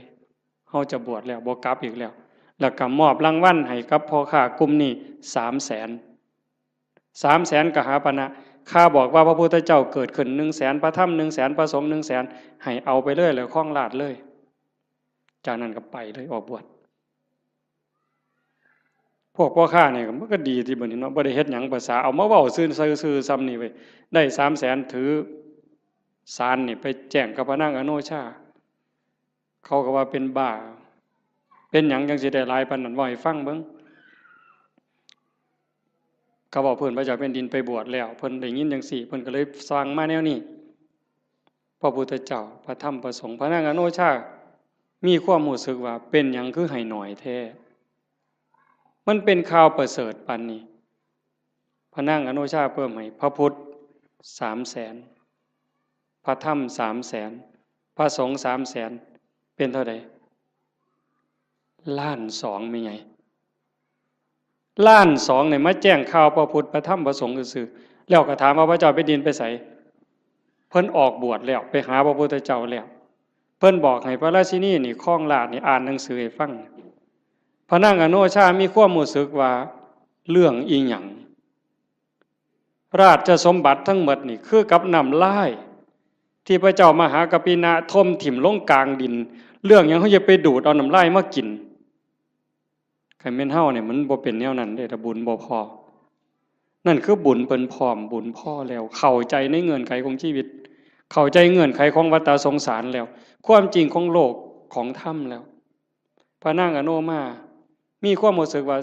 ราชสมบัติอำนาจทั้งหมดคือกับน้ำลายที่พระเจ้ากับพระเจ้ามหากัปปินะทมถิ่มแล้วเรื่องยังเฮาสิไปดูดมากืนกินเฮาก็สิบวชคือกันออกบวชคือกันตอนเพิ่นไปเฝ้าพระพุทธเจ้าเพิ่นบอกอัศจรรย์อัศจรรย์ไปพ่อแม่น้ำพระเจ้าแผ่นดินไปก่อนไปพ่อแม่น้ำบ่มีแพบ่มีเหือเฮ็ดจังได๋อ้างคุณพระพุทธเจ้าด้วยสัจจะที่ไปเฝ้าพระพุทธเจ้าออกบวชด้วยศรัทธานี่ขอให้สายน้ำนี่อย่าสะเป็นคือน้ำให้น้ำเป็นคือหินขี่ม้าเหยียบน้ำไปคือเหยียบหินนี่แก๊บแก๊บแก๊บแก๊บแก๊บแก๊บบ่เปียกบ่หยังเลยสายที่สองคือกันสายที่สามคือกันสายผ่านแม่น้ำสามสายไปได้มาพันคนมาพันตัวคนพันคนพระนางอนุมาตามไปพวกผู้ชายไปก่อนได้ฟังธรรมก่อนบรรลุธรรมก่อนพระเจ้ามหากัปปินะพร้อมทั้งบริวารทหาร1,000บรรลุธรรมพวกพระราชินีตามไปสาราราชสมบัติตามไปคือกันไปเจอน้ำกับคนฉลาดพระเจ้าแผ่นดินเพิ่นไปได้แนวใดบ่มีเรือบ่มีแพเพิ่นต้องอาศัยสัจจกิริยาจังซี่ตั้งใจตามไปได้คือกันสายที่สองก็ขามได้สายที่สามก็ขามได้พอไปฮอดพระพุทธเจ้าถามหาพวกพระเจ้าแผ่นดินนี่เห็นมาบ่พระพุทธเจ้าเพิ่นฮู้ว่าพระราชินีนี่มีศรัทธาบวชจริงแต่เมียทหารที่ตามมาอีก1,000คนน่ะมันบ่ได้ศรัทธามาบวชเด้นำมาเอาผัวซื่อๆได้ซุ่มนั้นสินำมาเอาผัวหลบไปแต่พระราชินีนี่ตั้งใจบวชจริงพระพุทธเจ้าเพิ่นเลยว่าให้เห็นตอนนี้บ่ได้เพิ่นเลยบอกว่านั่งลงก่อนฟังธรรมก่อนหลังจากฟังธรรมแล้วหมู่เจ้าก็จะเห็นสามีเองดอกให้ใจเย็นๆพระพุทธเจ้าแสดงธรรมจบปั๊บเข้าใจบรรลุธรรมเป็นโสดาบันพวกผู้ชายได้ฟังรอบสองเป็นพระอรหันต์หมดความอยากได้ผัวลบไปมันหมดแล้วบวชเป็นภิกษุณีนำกันต่อพุ่นเด้จังสั่นเฮาสิเฮ็ดหยังทำหยังก็คือกันเด้อโยมเด้อลองทดสอบเบิ่งจากการท่าน5 บาท10 บาท100 บาทแสนบาทล้านบาทท่านแล้วเพิ่นย่องประกาศซื้อเขียนป้ายติดให้เฮาก็ได้มาแล้วหลายเทื่อหลายรอบวันนี้ลองเบิ่งว่าเฮาลองบริจาคหน่อยก็ซังหลายก็ซังบ่ต้องเขียนชื่อก็ได้คันไว้ใจกันบ่ต้องเขียนก็ได้แล้วเบิ่งความรู้สึกมันสิเป็นอีกแนวหนึ่งมันสิเป็นอีกแบบหนึ่งรสชาติมันต่างกันลองเบิ่งแล้วบ่ลองบ่ฮู้บ่ให้ฟังก็เพราะปานนั้นมันต้องเฮ็ดด้วยตนเองมื้อนี้เว้ามาโดนพอสมควรบ่ได้เว้า7-8 มื้อมันเลยสิเว้าหลายจักหน่อยแต่ว่าเสียงมันบ่คืน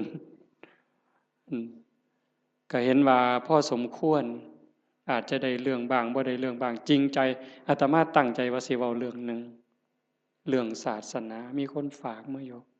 แต่ว่ามันลงไปบ่ได้ก็สร้างมันเถาะก็ขอฝากเพียงแค่ว่าให้ญาติโยมนี่รับผิดชอบเจ้าของบ่มีผู้ใดซอยผู้ใดได้บัดฮอดบัดสุดท้ายได้โยมบัดเฮานอนอยู่เทิงเตียงนอนติดสาดติดเสือ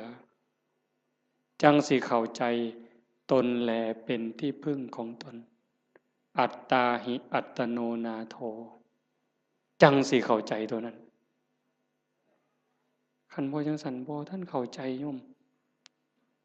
แต่ว่าเฮายังโชคดีจักหน่อยว่าเฮาได้เข้าวัดได้ฟังธรรมได้ปฏิบัติธรรมฝึกตายดูบ่แม่นเว้าเล่นเด้ยามมื้อแลงไหว้พระนั่งสมาธิแล้ว บัดนอนลงนี่ร้องบอกว่านอนลงเธอนี้สิบ่ได้ลุกอีกแล้วเด้อตายแล้วล่ะบัดนี้บอกเจ้าของจังซี่แล้วก็ทำใจหามันแม่นอีหลีเลยเฮ็ดจังได๋สิเฮ็ดแนวใดเครียดให้ไผสั่งให้ไผอาฆาตไผติดหนี้ผู้ใดว่างละออกขันใจเฮายังวุ่นวายมันไปอบายเด้สอนเจ้าของจังซี่เฮ็ดจังไดใจสิสงบขันใจสงบก็ไปสู่สุคติจังสั่นนอนลงกับเบิ่งอาจจะเบิ่งล่างเจ้าของนอนไล่ตั้งแต่ฝ่าเท้าฮอดปลายผมตั้งแต่ฝ่าเท้าฮอดปลายผมปลายผมฮอดฝ่าเท้าบาปก็เฮ็ดบุญก็เฮ็ดดีก็เฮ็ดหลายบุญก็เฮ็ดหลายชั่วก็มีสุดท้ายก็ซ้ำนี้ตายแล้วเอาหยังบัดบ่มีแนวเอาร่างกายก็เอาบ่ได้มีอย่างเดียวที่สิปลอดภัยที่สุดคือเฮ็ดใจให้สงบหลังจากเบิ่งร่างกายจากฝ่าเท้าฮอดปลายผมมืออยู่จังใดแขนอยู่จังใดขาอยู่จังใดหันมาเบิ่งลมหายใจหายใจเข้ายาวละเอียดออกยาวละเอียดลมเข้าลมออกลมเข้าลมออกผู้ใดใส่พุทโธก็พุทโธไปให้มันหลับไปครับจังสันซุมื้อนี่คือการเตรียมตัวตายที่ดีที่สุดบ่มีผู้ใดซอยได้ที่ว่าเฮ็ดกฐินล้านกองหาบัดเฮาเจ็บเฮาปวดแม่ใหญ่บัดใกล้สิตายมันเจ็บมันปวดทุรนทุรายมันบ่คิดฮอดกฐินนั่นดอกบ่คิดฮอดปิ่นโตบ่คิดฮอดบวชลูกบวชหลานซ้ำดีบ่ดีนิมิตขาเป็ดขาไก่ขากบขาเขียดมันมาหลอนเอาใจขาดปัดตอนกำลังทุบหัวกบใจขาดปัดไปเลยตกนรกท้วนเลยกฐินแสนกองท่าให้พ้นจากกบตัวนั้นก่อนแต่ขันเบิ่งจิตเบิ่งใจให้ดีเบิ่งลมให้ดีเฮ็ดจิตให้สงบให้มันเป็นนั่นล่ะบาปก็บ่เอาบุญก็บ่เกี่ยวละอย่างเดียวว่างอย่างเดียวบุญเนี่ยมันตามอยู่แล้วว่างอย่างเดียวจิตเป็นอิสระดีบ่ดีจากปุถุชนคนกิเลสหนายกไปสู่ความเป็นพระอริยเจ้าได้บ่พ้นสมัยเด้พระพุทธเจ้าเพิ่นบอกยืนยันว่าแม้ปัจจุบันเนี่ยพระอรหันต์ก็ยังเป็นได้ตราบใดที่พุทธบริษัทยังเป็นอยู่โดยชอบโลกนี้จะไม่ว่างจากพระอรหันต์โยมก็เป็นได้หมดทุกคนทุกคนมีโอกาสตกนรกมีโอกาสเป็นพระอรหันต์ได้หมดทุกคนทั้งโยมทั้งพระทั้งผู้เฒ่าทั้งเด็กน้อยบ่แต่หูเรื่องเฮ็ดให้มันเป็นจริงๆมันอยู่นี่อยู่ในใจเฮาหมดเนี่ยตั้งแต่นรกเปรตอสุรกายสัตว์เดรัจฉานมนุษย์สวรรค์6พรหม20ฮอดพระอริยเจ้าโสดาบันสกิทาอนาคาอรหันต์อยู่ในใจนี่หมดเฮาสิจูนไปได้บ่ไดคือจูนขึ้นวิทยุโทรทัศน์ขึ้นต่างๆคันจูนลงตัวปั๊บไปถึกช่องพระอรหันต์ปุ๊บสมบูรณ์ปุ๊บเลยแล้วคันถ้ามันจูนบ่ถึกว่าสินั่งสมาธิเอาบุญเป็นคือเห็นบ่อย่างนั้นด่ากูเครียดตาน้ำตาแดงนั่งสมาธิกัดแขวกัดข้างนี่ป๋าห่วยจบบ่ลงซะเนาะบ่เพิ่นหมู่ข่อยเทื่อนึงซะดอกก่อนจบตั้งแต่หลายปีพุ่นไปปฏิบัติธรรมนำกันอยู่วัดผิดบ้านแก่งนั่งสมาธิชั่วโมงกว่าว่าแต่แม่นเป็นหยังเว้ยต่างคนก็ต่างนั่งไปนำกันหลายองค์ในปีนั้นตั้งแต่ปี36พุ่นดอกมันจักปีแล้ว22ปีแล้วไปนั่งสมาธินำกันซุ่มอาจารย์จะลั่นพวกมื้อนี้แล้วอาจารย์วัดอาจารย์สุมินพวกครูวัดใต้นี่ไปบักหลายนึงปีนั้นก่อนเข้าพรรษาไปนั่งสมาธิอยู่นำกันนั่งสมาธิชั่วโมงนึงแล้วเพิ่นพาแผ่เมตตาบัดเวโลโหมิอภยาปัชโชโหมิจบเรียบร้อยบัดนี้พ่อใหญ่หนึ่งหมู่กันนี่ดอกบ่ออกซื้อแล้วดอกรุดโตนศาสตร์แผ่เมตตาเรียบร้อยอรหังสัมมาสุปฏิปันโนกราบ3เทื่อแล้วปั๊บว่าจังได๋คำแรกขออภัยเด้อ อยากเตะปากผู้ใหญ่บ้านเด้ว่าสันว่าเป็นยังล่ะว่าสันมันไล่ผมออกจากเจ้าอาวาสว่าสันว่าเพิ่นได้อุดมการณ์ใหม่ไปปลูกก๊กใหม่ใส่สนามหมอลำเขาสันแล้วเดินวัดมองผู้ใหญ่บ้านผูกงัวติล่ะผู้ใหญ่บ้านเคยเอางัวมาเลี้ยงเพิ่นเอาก็ปลูกใส่สนามหญ้าเขาไล่หนีสันแล้วนั่งสมาธิชั่วโมงนึงแล้วก็สิคิดแต่ผู้ใหญ่บ้านไล่ล่าสันตัวแผ่เมตตาจบโดยอยากเตะปากผู้ใหญ่บ้านบ่เตะบ่ตำซำเด้เห็นบ่ล่ะนั่งสมาธิชั่วโมงนึงตกสามารถตกนรกหมดชั่วโมงนั่นน่ะง่ายบ่เจ้าว่านั่งโตเที่ยงทีรีสิว่าสมาธิดีซั่นบ่มันทางกายยังบ่ทันแม่นเด้ยายนั่งเที่ยงทีรีตั้งแต่คิดแนวเข้าป่าเข้าดงไปก็ได้เด้หั่นมันต้องเห็นจิตเจ้าของต้องอ่านตรงนี้ให้ได้เด้อฝากไว้ให้เห็นใจเจ้าของเห็นใจเจ้าของอ่านให้มันออกคือเบิ่งผู้อื่น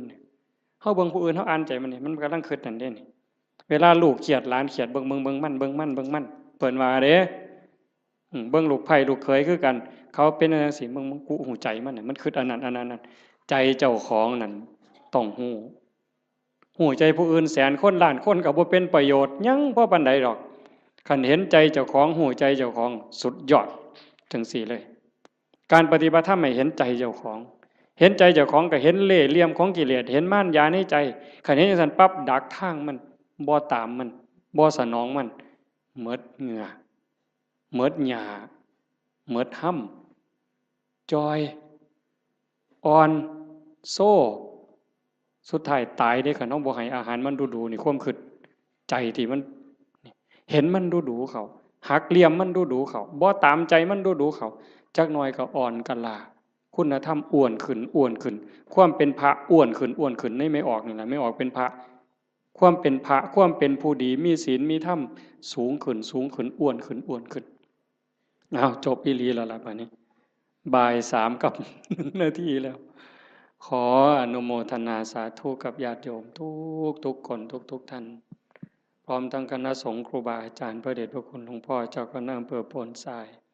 เจ้าคณะตำบลท่าหาดยาวตำบลศรีสว่างด้วยเนาะทางฝ่ายญาติโยมก็มีโยมกำนันเป็นประมุขเป็นประธานญาติโยมผู้เฒ่าผู้แก่ทุกท่านที่มาร่วมฟังธรรมในวันนี้ก็ขอรัตนาอ้างอิงอำนาจแห่งคุณพระศรีรัตนตรัยคุณของพระพุทธเจ้าพระธรรมพระสงฆ์และอำนาจแห่งบุญกุศลคุณงามความดีที่มีทั้งหมดทั้งมวลในสากลและจักรวาลจงหลอมรวมเป็นตบะเป็นเดชะเป็นพลวปัจจัยอำนวยหนุนส่งให้ท่านทั้งหลายจงเป็นผู้แกล้วกล้าอาจหาญร่าเริงในการสร้างบุญสร้างกุศลสร้างคุณงามความดีให้ยิ่งขึ้นไปให้เป็นผู้เจริญงอกงามในจตุรพิทพรชัยคืออายุวันนะสุขภละปฏิภาณธรรมสารสมบัติให้เป็นผู้มีสัมมาทิฏฐิมีโอกาสประพฤติธรรมปฏิบัติธรรมให้ได้เข้าถึงธรรมที่ยังไม่เข้าถึงได้รู้แจ้งธรรมที่ไม่ทันได้รู้แจ้งจนสามารถนำตนให้พ้นทุกข์ได้มีความสุขกายสุขใจปรารถนาสิ่งหนึ่งประการใดหากเป็นไปโดยชอบประกอบด้วยธรรมแล้วก็ขอให้ความหวังความปรารถนานั้นจงสำเร็จทุกประการโดยทั่วกันทุกท่านทุกคนทุกรูปทุกนามเทอญ